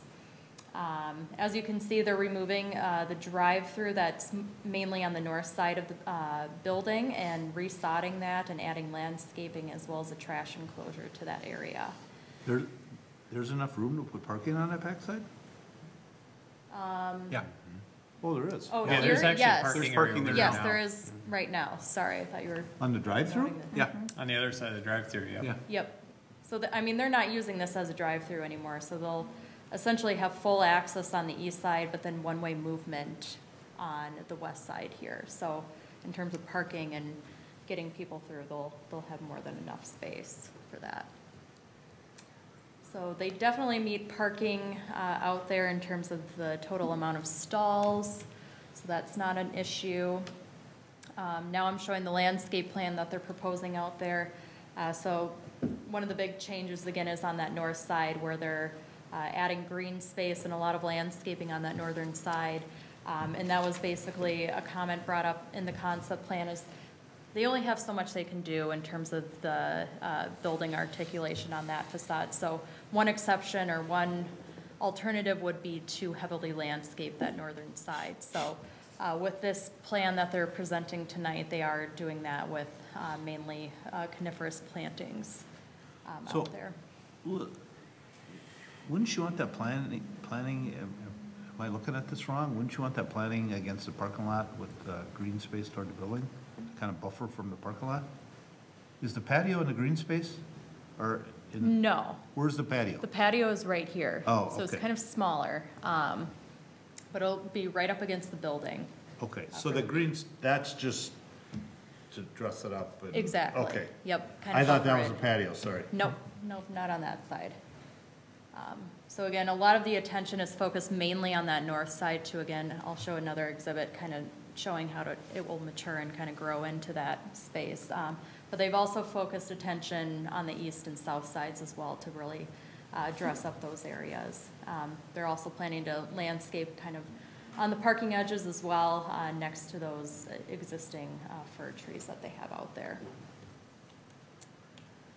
So they've also included a landscape plan overlaid onto the elevations, just to give you an understanding, once the plantings get to mature growth, how it would basically look on those north and east sides of the building. So as you can see, once it kind of grows in a little bit more, it will start to really enhance that northern side. So in terms of the building elevations, something that was brought up during the concept plan as well is understanding kind of the context that they're going into, being sensitive to the downtown area, and bringing in some historic elements into the building, which they have done as a part of this new elevation set. They are proposing brick, cementitious siding, and glass, all of which are Class 1 materials, but they've really highlighted the brick applications on the south and east sides and some of the north sides as well that might be a little bit exposed. So highlighting the corners there, and then highlighting kind of the pedestrian entrances and then kind of that anchored southeast corner of the building. So in terms of meeting our building design and materials ordinance, they definitely do that. And then here's a rendering kind of showing the general color scheme that they've picked out. So they're mainly using earth tones to highlight the building. They'll use a Chaska brick blend, something similar to really tie in the Chaska heritage there. And then the cementitious siding, again, will be kind of a taupey color, and then they will be adding gooseneck lighting as well to, again, bring in another historic element into the building. So overall, the changes that they've done as a part of this new submittal are definitely favorable changes. The color is much better than the preliminary. Yep. Or the Much concept. lighter. It looks welcoming. Definitely. To me. It's fabulous. The other one, when it was so dark, it was like I wasn't sure where I was going to. Yeah, I mean, this is a 180-degree turn from that. And are there more windows in this one? Because it seems like it. Yes. Yes. On the south side and east side there, yep, they are incorporating more Yeah. windows. This is a huge, huge improvement, so, yep, kudos. Yep. It's very nice. Yep. So with that, we are asking you to make a motion tonight to adopt resolution number 2019-24, which is approving the preliminary site and building plan for 798 Yellow Brick Road for China Pagoda, based on the conditions that are listed within that. So, help me now, so the last one's concept, this is preliminary. From here, if we approve this, then is it just gonna start moving forward? No, they still have one more approval, which is our final site and building plan. So, There's also another piece of it is that we're still working with the building Well, owner and I didn't there. know how Yeah. much of that is hinged on that. So there's relocation that eventually will be associated with the acquisition of that building, and so that's what we're currently working on now. So that's something that they want to be prepared, so when that's ready to go, that they can just move. And just to follow up on that a little bit from, for the newer members, given how they've responded to the direction they were provided in the concept plan and the preliminary here, when they would come back for a final, you would anticipate seeing that as a consent item on your agenda. Just so you'll see it again, and if you have questions, we can ask, but generally speaking, I think how they've approached this, which they've done a really nice job, which they deserve a lot of credit for. I think. We won't put it on consent if it comes back as the last building. We would expect that this would come back under consent, just because they've really met all the issues we brought up in the concept side. Basically, if you got something, say it now. Yep. Quick question, what's the timing of this, of when we think this is gonna be, like, they'll be finishing up the building? So it's all going to be dependent on how quickly we're able to pull something together with working with the strip mall across the street. So basically, the issue there is that they're eligible for relocation benefits as a part of that acquisition, but we have to come to an agreement with the building owners over there to be able to get to that point. That is something we're working on now. And so really, it's their desire as an applicant to be ready so that when we get that completed, that they have all their approvals in place and so that they can just move. So It's uncertain exactly when that's gonna be, but that's, but it's tied really to that property over there. But nothing's gonna happen until this other thing gets taken care of. Yeah, I mean, well, this and isn't- also they have to This get is final, not too. happening regardless. Yeah, this wouldn't be something you'd see immediately, no. Okay. Mayor, I'd I like to was- move it up. Go ahead. I was just gonna ask for some history, because I don't think it's a chain, right? It's a owned, Family owned, like yep. how long, just want some curious history, like how long have they been in business, how long have they been in Chaska? Just more educational, just How curious. many years have you been in business? I've been 81. 81 years. No, it's 1981. I just, It's about as I good as reiterated what he said. First time that one, I took so long to take the permit. Usually, I got 60 restaurants I started.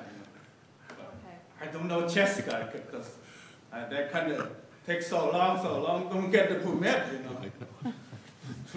we try to help them, you know.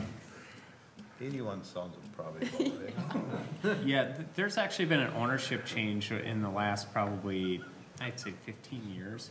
So the China Pagoda has been there, yeah, 20-some Over years. 10 years? Yeah, Over 10 years 20-some over? years. Yeah. I was just curious, it's good to see a business be in Chaska, stay in Chaska, invest in Chaska, so it looks great. I mean, I look at it, the two kind of eyesores on the south of England there.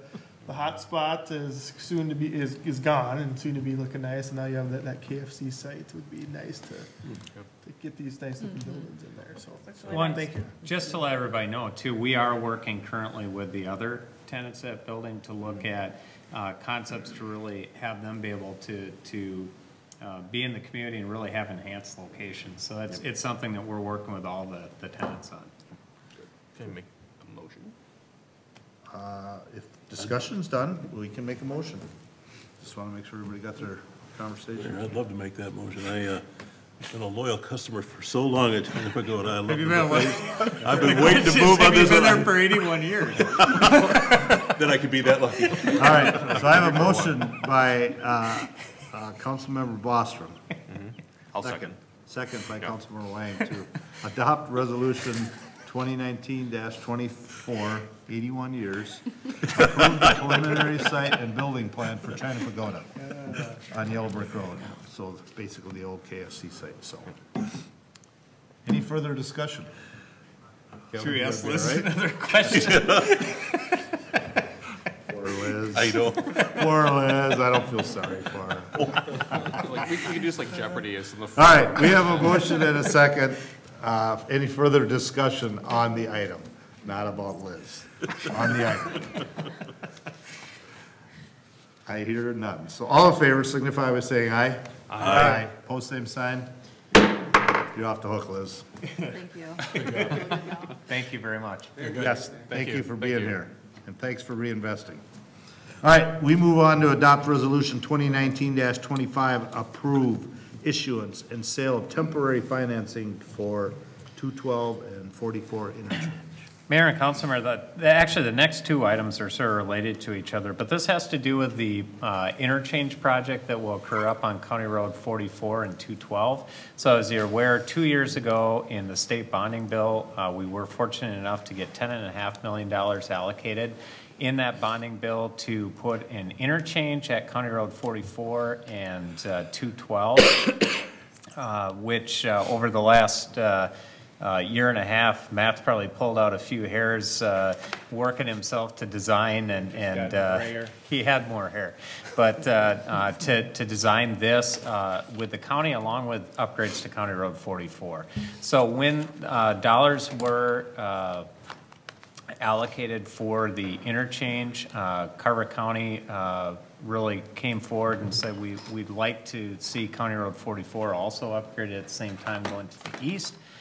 So that we really can complete that section from the interchange down into the downtown area. So that really would prepare it for all the existing new development that's up there, but also future development that would be up there as well.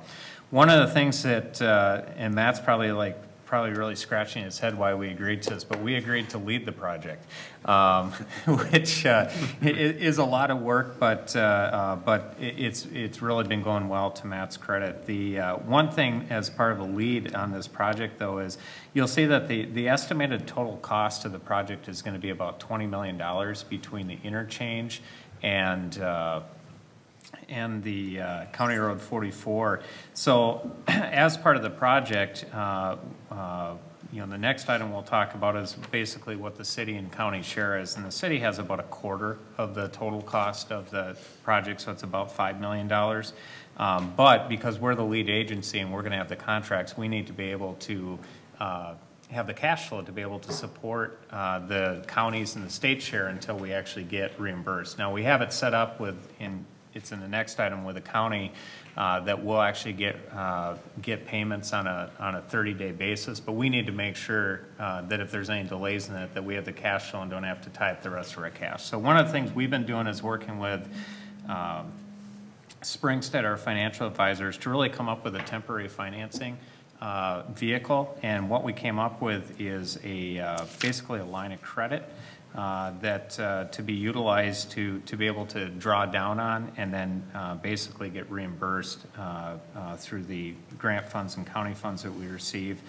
This will also temporarily finance our city portion, and then when we're completed, so this is a 2-year project. So the first year is going to be the interchange that gets completed. It'll go all the way to Savannah Drive, which is a new collector road out there.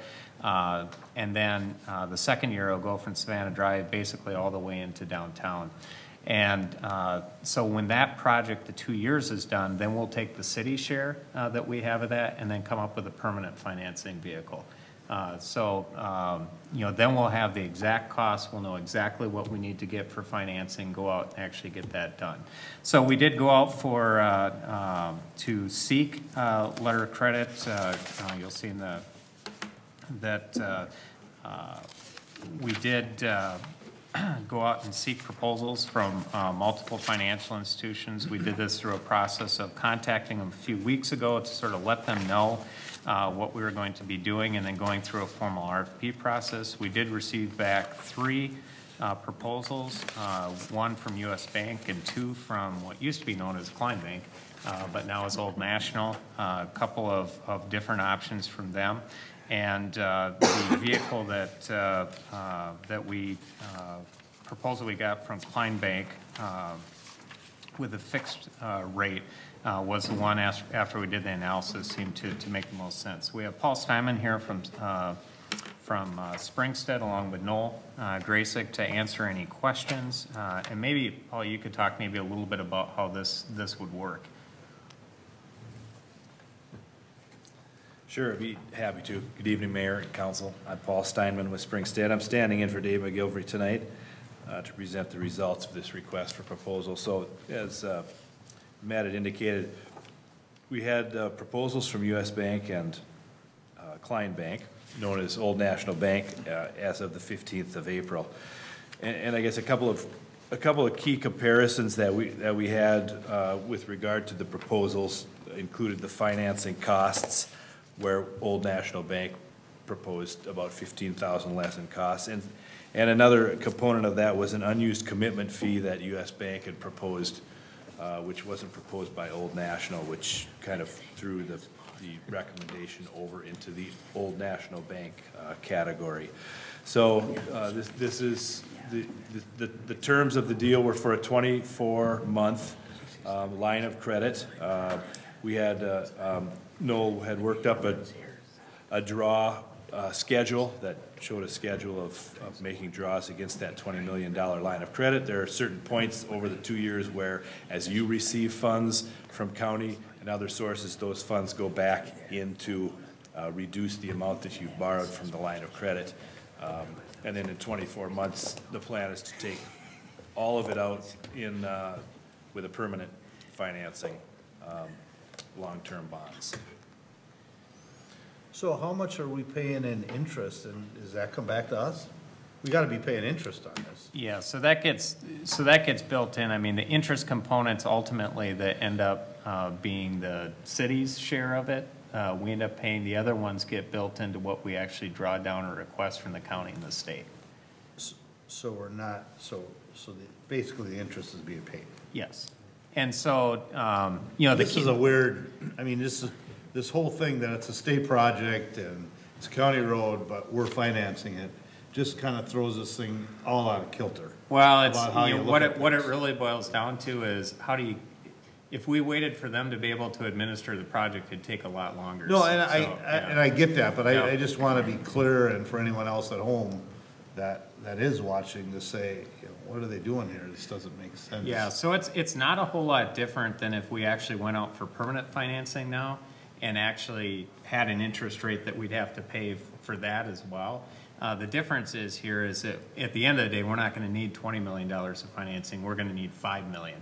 And so it's a way to cover the cash flow without tying up our cash. And then at the end, then we'll finance for what our portion is.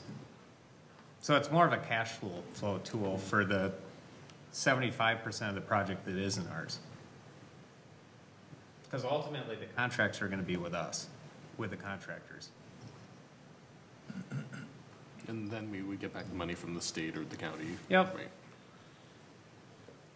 So what's the risk of us not getting back that money at the end of the project? Well, the next item you'll see on the agenda is actually our joint powers agreement with Carver County. And so, I mean, I guess there's always a risk that the county doesn't cut but we have a grant agreement in place. The county actually has a grant agreement in place with the state for the 10.5 million. And then the joint powers agreement basically obligates the county to pay us. Okay. So basically, the joint powers agreement is addressing the county's responsibility to pay us for this. And the proposals we got were the three, we didn't get any from the other banks? We got notices from a couple of banks saying that they weren't going to put a. The one that we talked about said they weren't gonna put They said they weren't, and there was another bank too that said that they weren't. Yep.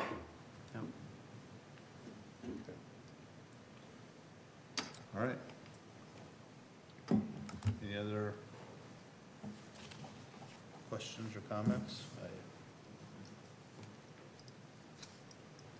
Okay. Well, at this point then, again, I would entertain a motion for resolution 2019-25. And, you know, just to clarify, it's because we're the lead agency and we just gotta be able to pay the contractors so they're gonna quit working, so. And then who is the tracker of all that? Matt and Olin? Yep. And, you know, our hope is that we don't have to use much of this, because we do have it set up in the JPA agreement that we're gonna submit this to the county on a 30-day basis, so we should be able to keep up with the contractors' payments coming through. This is really to make sure, though, that if there's any delay between the two, that we make sure that we're not delaying the contractor's payment. When does the 10.5 come from the state? It comes throughout the project, so Oh, it you does. don't get it all at once. You get it as the project is done, But I so mean, we it have to does- submit so- stuff. But I was thinking they wouldn't do it till it was done or something. No, it's based on portions of the contract getting done. So there's only certain, well, the red part of the plan there is really what the interchange dollars can go towards. So as that gets done, basically as, you know, we'll get a certain portion of it's Essentially, gonna the get way done. it breaks down is, I mean, the county will be responsible for any of the payment applications through the $10.5 million grant. Like Matt had said, the way it's structured is we simply, for the components that are eligible through the LRIP grant process, we will be invoicing the county directly. It's on them to essentially make sure that they fill out the proper application for payment through the state, so they seek reimbursement alternatively from the way it's set up through our city contract. Matt, how much experience do we have as a city staff, city council, with these kind of arrangements? A lot of moving parts, the state, the county, financing. Well, it's not the first time that we've actually done a joint powers where we actually have dollars coming from another entity. 41, when we did that coming down from, where was it, Engler Boulevard into downtown, we had a arrangement with the state on actually, so we led the project, we had an agreement with the state. That was one where I wish we would have had a vehicle like this, because we ended up not getting reimbursed for what, 6 months or 8 months? It was a long time, so. That was my next question. Yes. What did we learn? What are we improving? That's one of the reasons that we sought to have this is now the difference here is that we're working with the JPA with the county. And so we're submitting these directly with the county. This is a county road that's out here. So, you know, this is something at the end of the day is gonna end up being their road. And so, you know, that's one of the reasons we wanted to have a vehicle like this in place, is to make sure that we're not carrying the cash flow of a project that ultimately 75% of it's not ours. So this arrangement, this agreement, this vehicle demonstrates to our neighbors that we've learned and we're applying our learning, and we're improving as we continue to. Yeah, because this is the first time we've ever used a vehicle like this. Yes. But it's really, you know, it's to make sure that ultimately we're not having to use our cash that we need for other things to support any payments that the county or the state need to make to us. So we're using this JPA because of in light of our previous experience. Yeah, although that was, what, 2001? When we did that, was a long time ago, but. But you don't forget when you don't get paid. I was going to say, around since 1854. Knowles 81. No. This project is significantly larger than the 41 in terms of the amount of cash that the city would be participating in outside of our own project costs. Yeah. And so the key to this is we do not want to have a $15 million carry that we would have to fund out of our other cash reserves, which are already committed to other fund operations. So there is the potential that we have to front up to 15 million. We don't want to have that interfere with anything. By having this letter of credit in place, we have a backstop to protect our liquidity. That'll improve our bond rating position because we do have that in place. And then when we put the final financing in place in 2 years, we will actually have a better sense of the revenues to repay that debt based on the actual growth that has occurred in the assessment agreements that will be pledged to support that debt. So because there's so many unknowns at this time, and to provide the security we need from a cash flow perspective, it was advised that we pursue the letter of credit. I think it's a real good opportunity for us to put a resource in place that will provide a lot of protection over the next 24 months.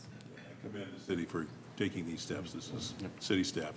Well, and it's, I mean, ultimately this is getting down to, you know, the one who, although all three entities are going to benefit from having this project done, we are the entity that's pushing to have this done faster than anybody.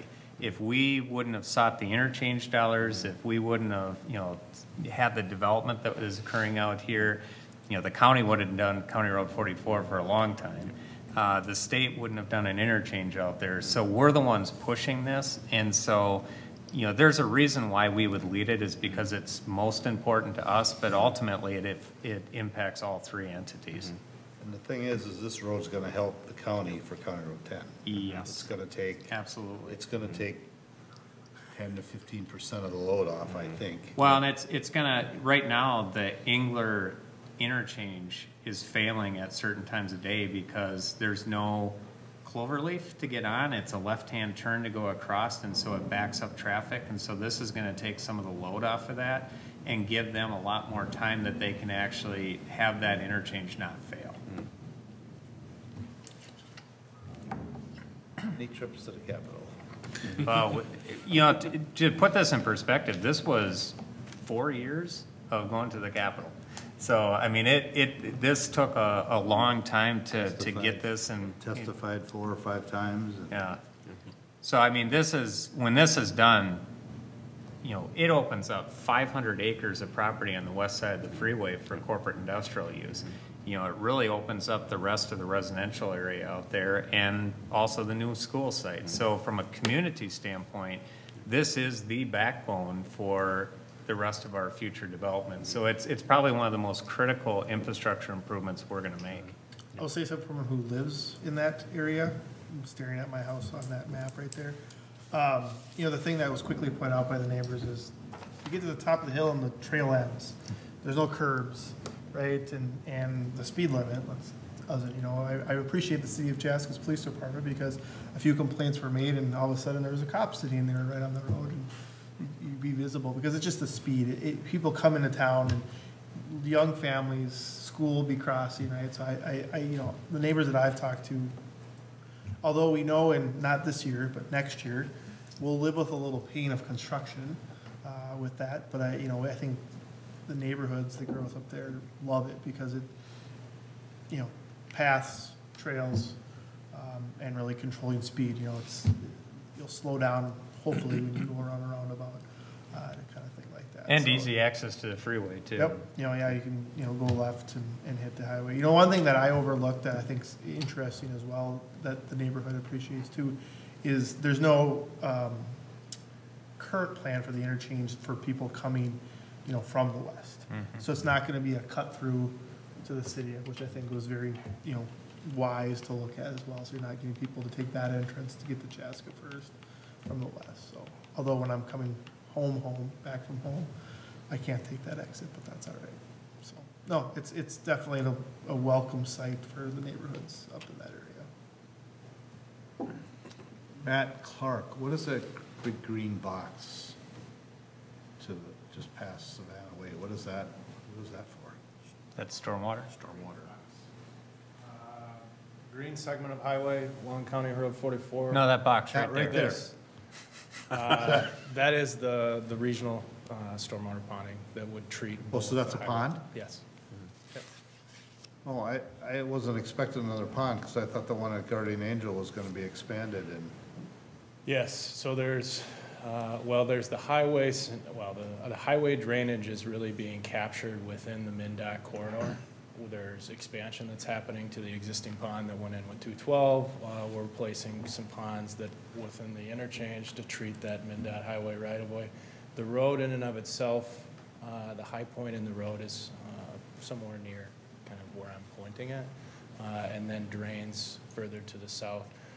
The ponding here would not be adequate to serve the entire highway, but we are proposing to put a regional system here that would also kind of take all of the drainage, and then if you're familiar, the ravine system that carries through here, that system then comes down and goes through the conveyance system that's out there today.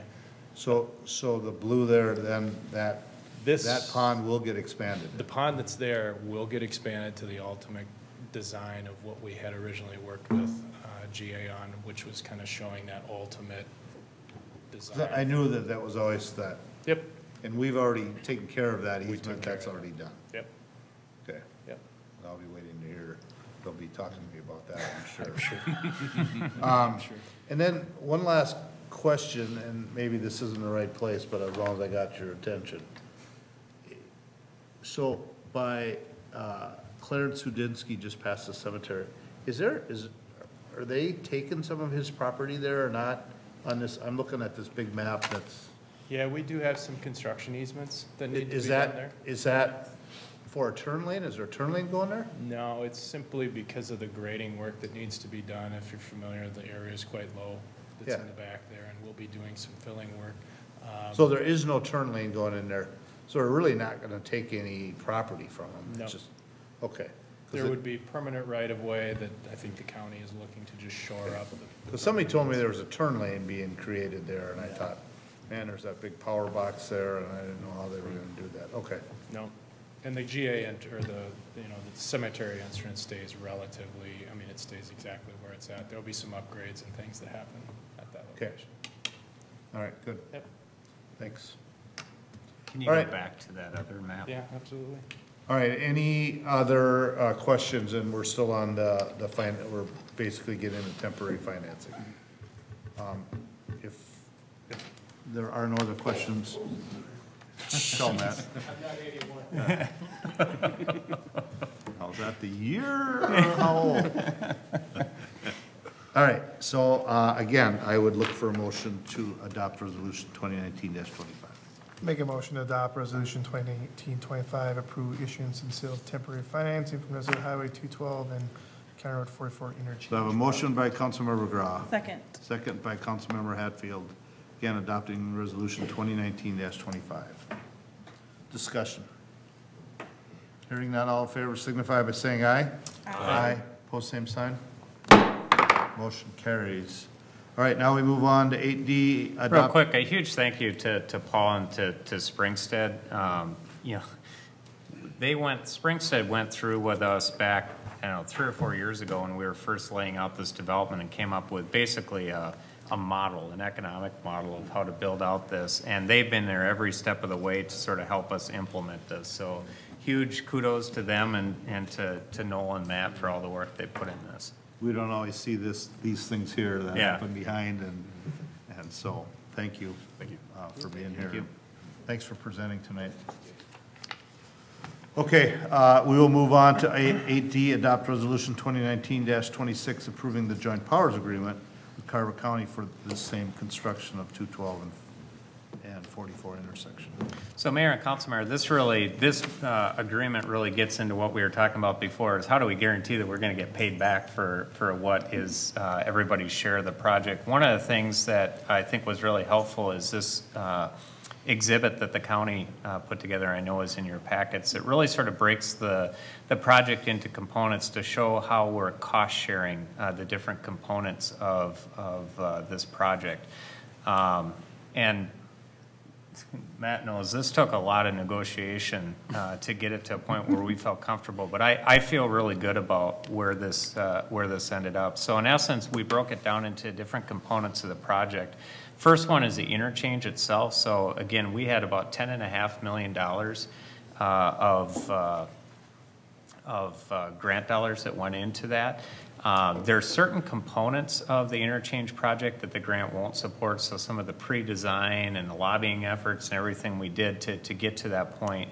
So basically in the red component, we use everything that we can from the grant to support that, and there was about $1.2 million of ineligible expenses. So basically between the city and the county, we agreed we should split those 50-50. The blue section is our water main, so any city utilities were 100% responsible, so that represents that. The gold section is we're not obviously building any off-ramps right now from the west, but we do want to preserve that opportunity to do that in the future. So that future right-of-way, typically the city would be responsible for all the right-of-way under the county's policy, but they did agree to split that 50-50 with us for any future improvements we might want to do. The green section is the actual County Road 44 improvements, and you'll see in that basically the city shares about 31% with 70% or 69% going back to the county with some state dollars to go in there. I think the key to that one is, you know, typically they consider this in the county's policy now a development-driven type of project. So basically what they're saying by that is that they wouldn't be doing this improvement but for the development that's driving it in the city. And so typically that split for a city versus other sources is typically about 70-30. So we got that to at least our share to not be more than what we do if we did that project separately.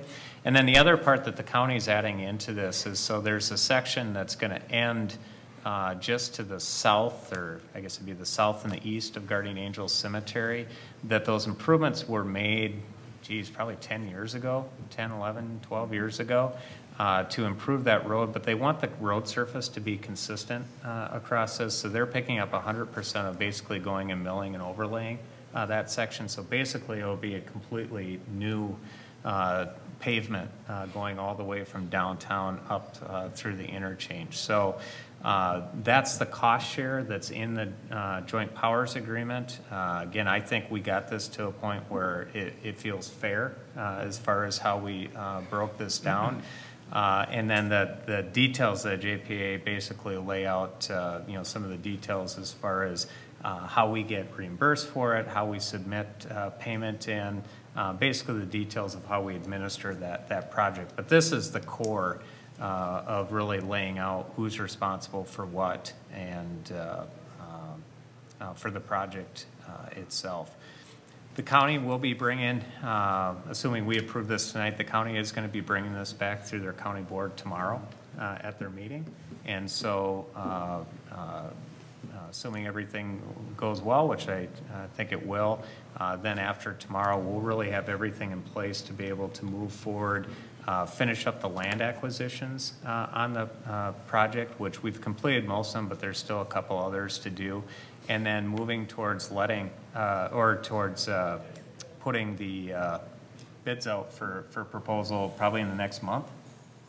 Yeah, the schedule in general, I would say, is that, you know, council would see the next meeting when plans would be essentially approved and we would move through authorizing bids. That would happen the next meeting.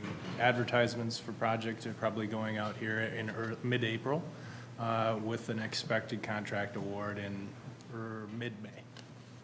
Isn't that late? It's a little later than what we had expected, but it still does allow us to We're not gonna complete get it. good bids that late, are we?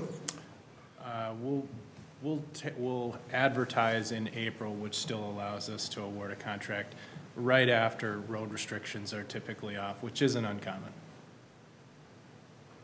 Okay, I just thought a project like that, we'd have bids out. And this year is a little unknown as to when seasonal load restrictions will come off. I mean, projects are still, there's quite a few that are still out there that are being advertised right now. We're in the process of advertising for our downtown project right now. I mean, we expect to see big contractors bidding on this? We do. It's a big project. Well, yeah, and that, I just, And it gives them 2 years of construction too. That's another So- component of it.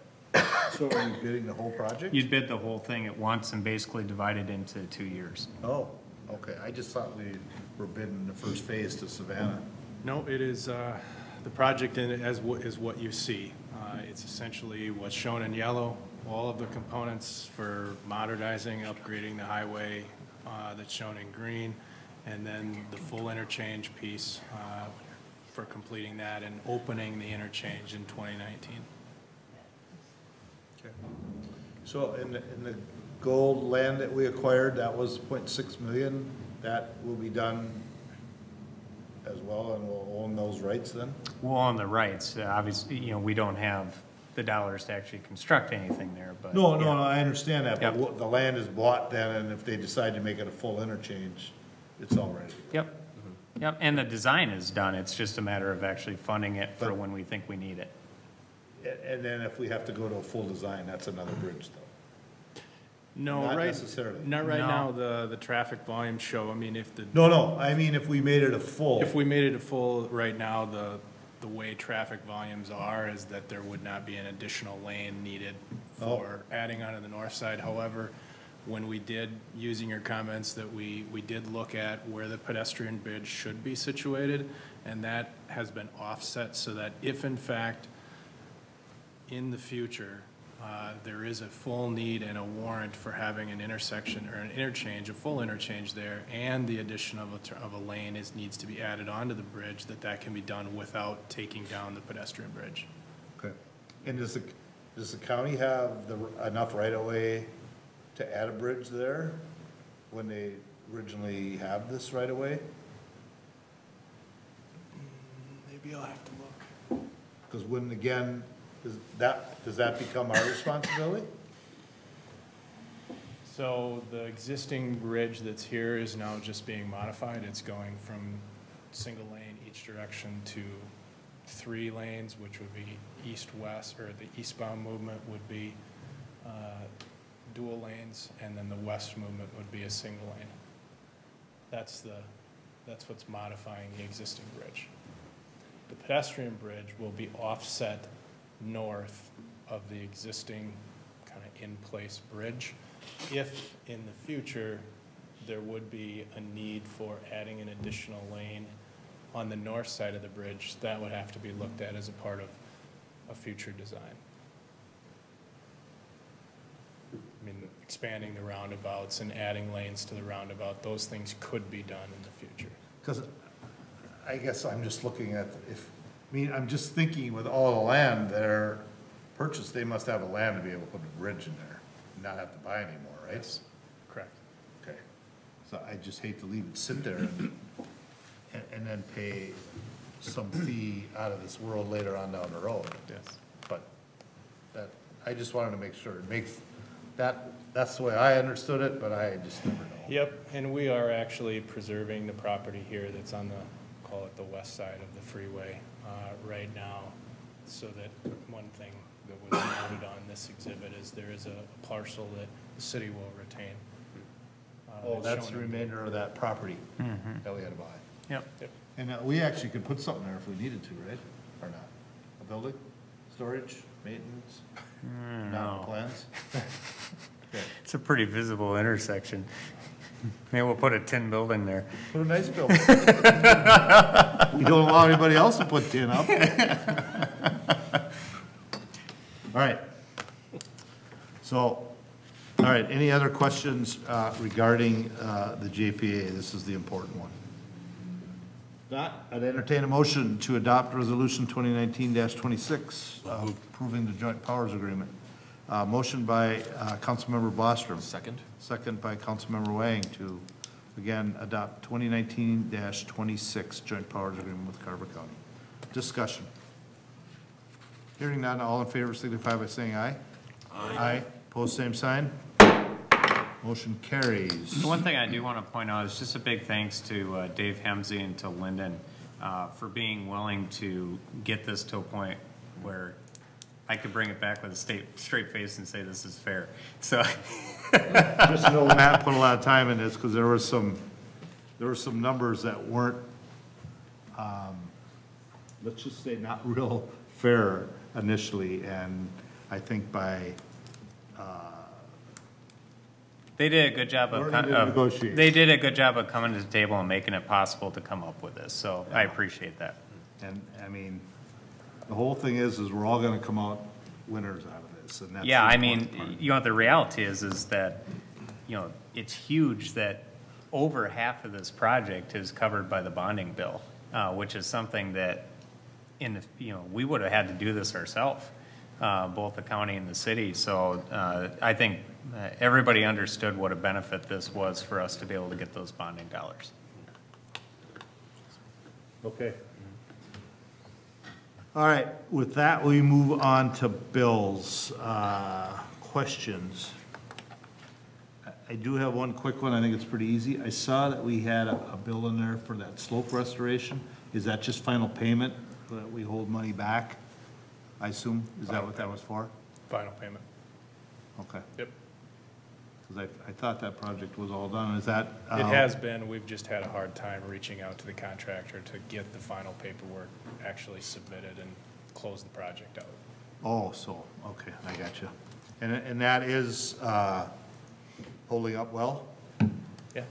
Good. Yeah, if you get a chance to walk through the East Creek. Is this one the East Creek Yep, one? the East Yeah, Creek it's the one. one on the end of If you get a Canyon. chance to look at it, it turned, I mean, there's a lot of work done there, but if you think about, there was a house that was in peril above the ravine when that June 2014 flood occurred. And this work really did a nice job of taking away that danger. Okay. All right, anyone else have a question on a bill? If not, again, I'd entertain a motion to pay the bills. Motion to pay the bills. Motion by Councilmember Hatfield. Second. Second. Second by Councilmember Grah to pay the bills. Discussion. Hearing none. Nate, we call roll. Yes. I Councilmember do, Hatfield, Yes. Councilmember Bostrom, Yes. Councilmember Wong, Yes. Councilmember Grah, Yes. and Mayor Winchell. Yes. All right, moves us to other business. I'm going to start off, Matt, you want to maybe just talk about where we went and toured tonight and just kind of give a little update on that, please? So tonight, prior to the meeting, we went and had a chance to tour the new Schram Brewery, which is something that Nate has been working on for quite some time. We've been working with breweries for probably the last 4 years now to get something in the old Carver County Public Works building, which is just sort of up above Athletic Park right off of County Road 61. So great opportunity to sort of see another destination location that will be in downtown. Really unique sort of setup there where they're really trying to focus on having a brewery that really highlights some of the history of the community and also some of the heritage of that site. I think they shared with us there was 9 breweries in Chaska over the history, and a couple of them were actually on that location. So the Schnitzelbank Club and then also the Liverman Brewery that were on that site, and they're actually going to be using original well that they used for that for some of the original brewing there. So they're going to have some unique things like some German-style beers along with typical ones, and also the unique sort of casking system up there too. So they're really talking about doing some really neat things with festivals during the course of the year, like Oktoberfest, Bachfest in the late winter, and really trying to make that a community and regional destination for people to come to. So they're currently located, their winery and brewery are currently located on Airport Road in Waconia, or just outside of Waconia in Laketown Township. And so they'll continue to have their winery there and some brewing, but the main focus of their brewery now is going to be in Chaska. We're pretty fortunate. Aaron's mind is going 100 miles an hour. He's got a lot of ideas, and from what he's done at the Waconia site and how it's grown, some people I probably wouldn't believe all of his ideas, but he's a marketer. He's got the unique ability to not only have ideas but actually implement them. Yeah. So that's a rare breed to do both, and he's really done a nice job, him and his wife, with the Waconia location. And I know everyone keeps wanting to know the question, when are they gonna open it? All I'm gonna say is soon. They're just having a couple things they're going through, and hopefully that'll get taken care of soon, and we'll see the doors open, and all will be good, so, but for now, that's where we're at. Yeah. All right, as long as you got the floor, anything else? Nope. Okay. Mr. Grell? I don't have anything else. Mr. Wang? A couple things, and I'll just add, since Aaron was so big into puns, I'll add that should be a Schramtastic ad for Chaska. Sorry, just had to get that out. 9:15. So the U18 tournament that happened, it was in the notes, but I got a chance to meet some of the competitors out there, and Chaska was well represented, and it was great to see young people and their parents from all around the country come to Chaska for this tournament. So that was a huge thing. I know we've had other like NCAA tournaments, and had the Curling Night in America, but yet again it's another great testament to the curling center that we had people from around the country coming here as a destination. So that was a big deal. I was out of town. Did anybody get there and talk to people what they thought? I mean, I had a chance to talk with a couple of groups that were in town for another junior spiel about a month ago, and they were really excited to be able to come to Chaska because they had seen the facility before, and their kids really wanted to be able to play in it.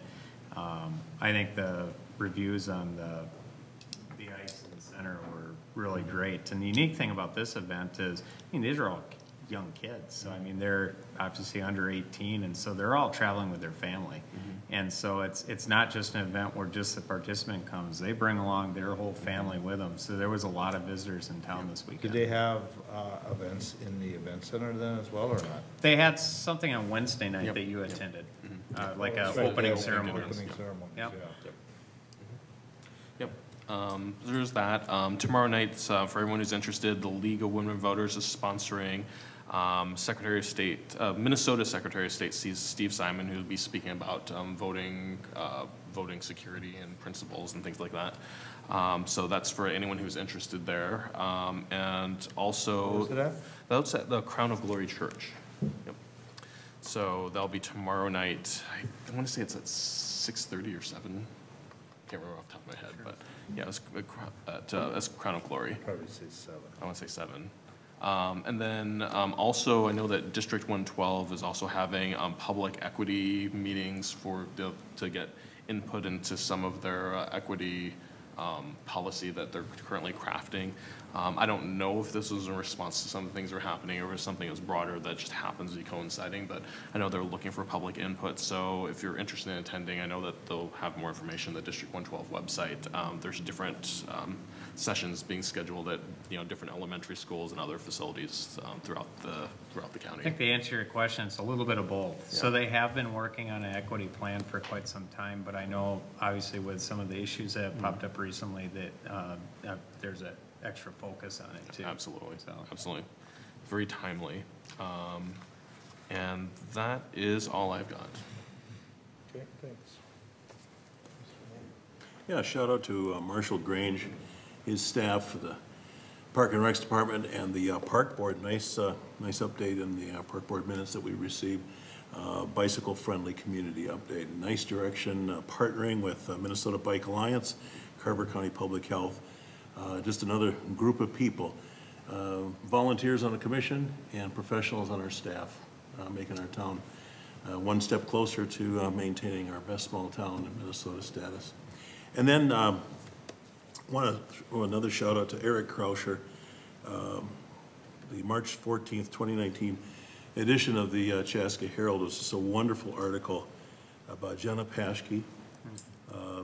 Wonderful young lady, passed away, brain tumor, age 13 last September. And to her mother, Holly, the rest of the family, all the friends that she made. And I thought the 6 words, work hard, be nice, give compliments. Who can't live by that? So just a shout out to Holly, keep the faith. Your daughter Jenna blessed probably more people than she has yet realized. So just wanted to make note of that. Thank you. All right, I have things. Oh, she's got there's a list. Save the date for Taste of Chaska. One of my personal favorite events is May 5th, or no, JK, May 8th at 5. So that's May 8th at 5. Exciting. And then I just wanted to thank the city for offering sandbags. I live downtown. It's very, very wet. And so that's very appreciated. Are those still available? Yeah, actually, I probably should mention, people have floods on their mind. I should probably mention that is so we have Tim Wiebe and Brian Jung. We've had Kevin involved in it, really sort of participating with the county emergency management on some of their joint planning for upcoming flooding. I can confidently say that when it comes to river flooding, we're well protected. Our biggest issue is flooding from within if we get big rainstorms, and so that's the things that they watch out for the most.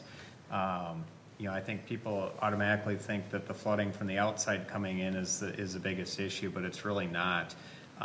We've gone through upgrades in our system, especially like our Oak Street lift station a couple years ago.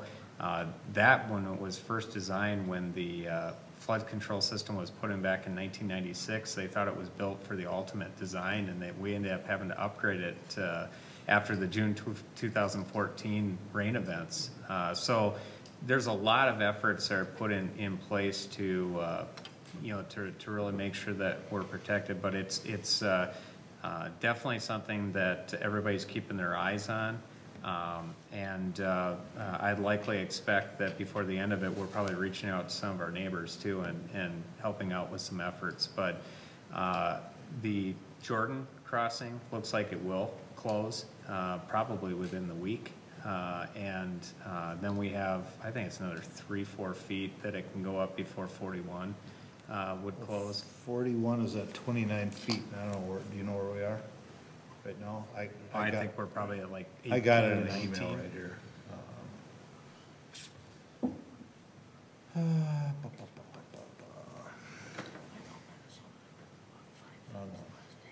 Yeah. And I just want to work off what Matt was saying. He's talking about flooding one in, and what that means for anyone unfamiliar with the levee system is once we hit a certain, and I don't know that it's officially flood stage, but where all the water now runs to the river and out, once it hits that level, we have to close them, or the water obviously will be backs back into the city. So Then when we have Matt to talks about. pump over the top. So what Matt talks about pumping is that, like now, if we get one of those 1 or 2 inch rains, which are very easily, that's a lot of water coming all the way down the hill into town here. That all has to be manually pumped over. So we have pumps strategically placed along the levee. You know, some are, what do I want to call them? In place. Some are permanent and some are Permanent, temporary. and some are temporary. You know, obviously the ballpark is already set up. Now, the ballpark could be a tough year this year, hard to say right now. Just still depends on things. And I think some of the flooding that people are currently seeing is just with the high volumes of snow and the frost in the ground, that the water can't get out to where it should. And so you're seeing some local flooding, but that's really, Well, on the sandbags, more that's where that really That's- yeah, helps, because really. you can put those around your foundation and things like foundations that. and windows. and- Redirect water a little bit, which is, what a lot of So, downtown was. like I said, as far as the overall city as a whole, you know, We're in as good a shape as any city Yeah. along the yes, Minnesota River. there's not, we really do not have to worry about anything, at this point, and they're expecting, let me see, we are at, We're at 22. 22.21, and, I think it's 29 when 41 they're closes. predicting, he said it closes at 20, Highway 41 closes at these levels. They're predicting 29.1 on March 23rd, and Highway 41 will close at that level. Yeah, the latest information is 29.3. But again, there's so many variables, you know, if it, you know, they're predicting 60 degrees by the end of the week. Here's a positive, though. If you look out the next couple weeks, there's no rain. Right. So that's gonna help That's a a good lot.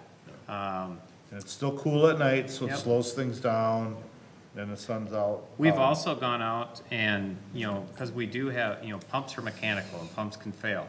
So we went out and we did rent 2 additional pumps so that we can back things up if we do have mechanical failures. So I think people should feel pretty good that we're in a good position, but you bring up a good point about the sandbags are there. There's a pile with bags up there behind the municipal service building, and we'll continue to advertise that so that if people do have water that can't get out of their yards and all of a sudden it's backing up against their foundation, it's something to be able to just put a little bit extra protection there. Yeah.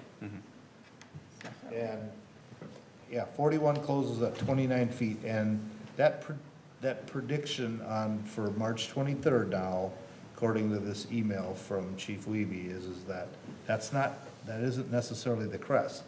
That's what they're predicting, could be high, it could change, and just some past histories.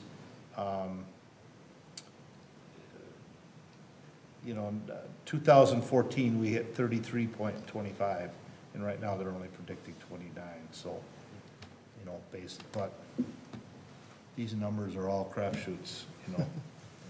It is what it is when we're all done, so.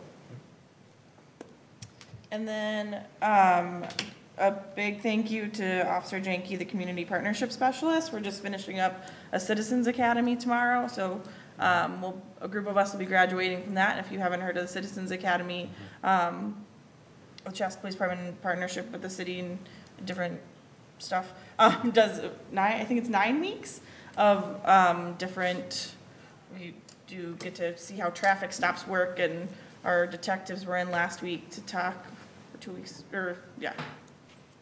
all sorts of different things about the community, and it's been awesome, and we'll be graduating from that tomorrow, and I've got to meet a lot of new people from the community. That's been a lot of fun, but Julie does a really good job putting that on, along with everyone else involved. So that's big shout out to them for putting that on. And also, I'd be remiss if I didn't mention the American Legion turned 100 this past weekend, and that as the organization, not our specific post, but that's a pretty big deal. So happy birthday to the American Legion. Cool. That's all I have. Okay. Nate? I have nothing to add. What? Not tonight. Well, we could talk about the farmer's market if you want. Yeah, we'll leave The that. man behind the walls. What's going on? Nothing. No updates. Oh, I get it, from last week, the farmer's market. Got it, man behind the wall. All right, Kevin, anything? Good. How about over there at Peanut Gallery? How's 81 doing? Isn't that Jackie Robinson's number? No, Sure. Huh? Half of 41. that, 42. 42. Yeah,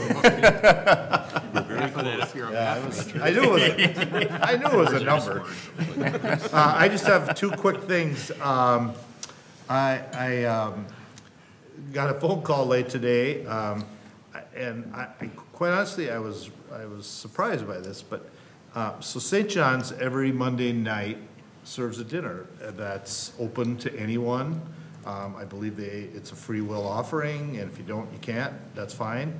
But I kind of read, I don't know if you read the article about it, but it was rather interesting that, I guess I always felt that was more for people that truly were in need of it, but there's a lot of people that go there just to socialize, to get out of the house. It was really interesting going there, but tonight was their 10-year anniversary. They've been doing that for 10 years. I guess I've known about it, and I know that we've taken food from events there that we've had left over that they could use, but I just did not realize it's been 10 years. They've served,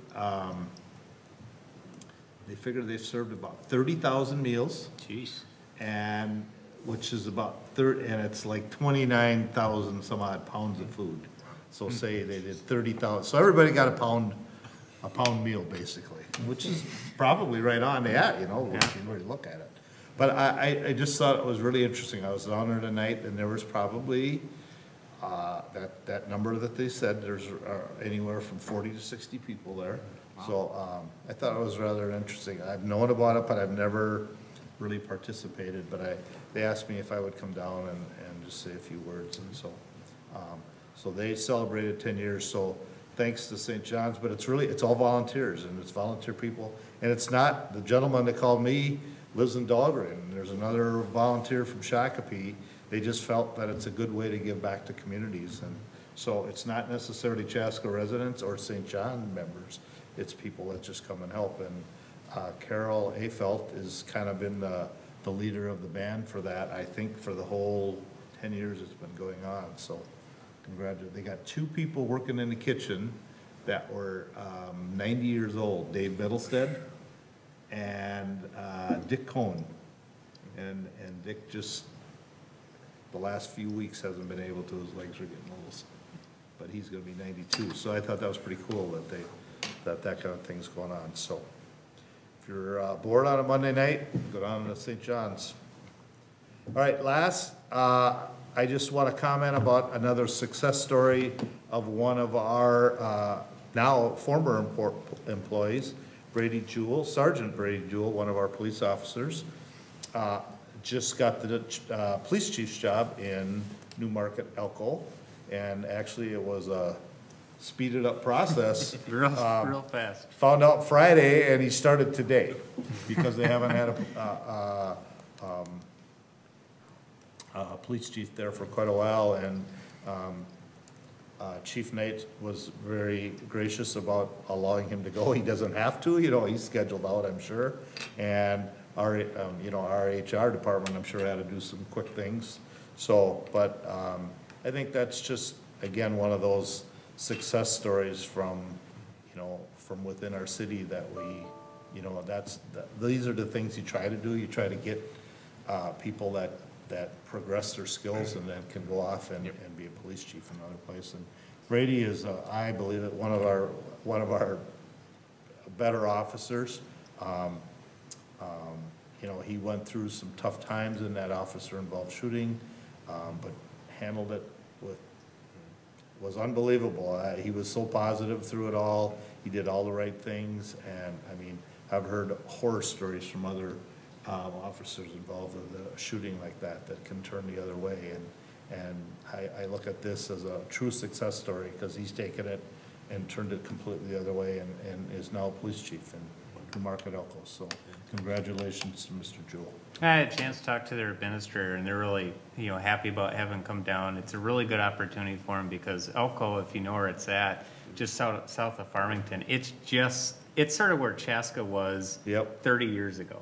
And so it's right on the cusp of really starting to see sort of a boom of stuff. So it's a really good Right opportunity. on 35W, so they got a lot of stuff on from that, so. All right, I think that's all I have. Now, we're back on track to Monday, what's our next meeting? April 1st. April 1st, April Fool's Day. Fools. All right, so we're on for the 1st and the 15th. Now, we have 5 Mondays, so we may have one on the 29th, but probably not. Probably not. Good. I mean, I'm so disappointed that we don't have one on the 29th. But stay tuned, because things happen. This is construction time. All of a sudden, we could have something that we need to get paid or something pass quick, so. But otherwise, last call. If not, I'd entertain a motion. So moved. Motion by Commissioner, Councilmember Wang. Second by Second. Councilmember Hatfield. All in favor, signify by saying aye. Aye. Post same sign. We are adjourned. Have a good night.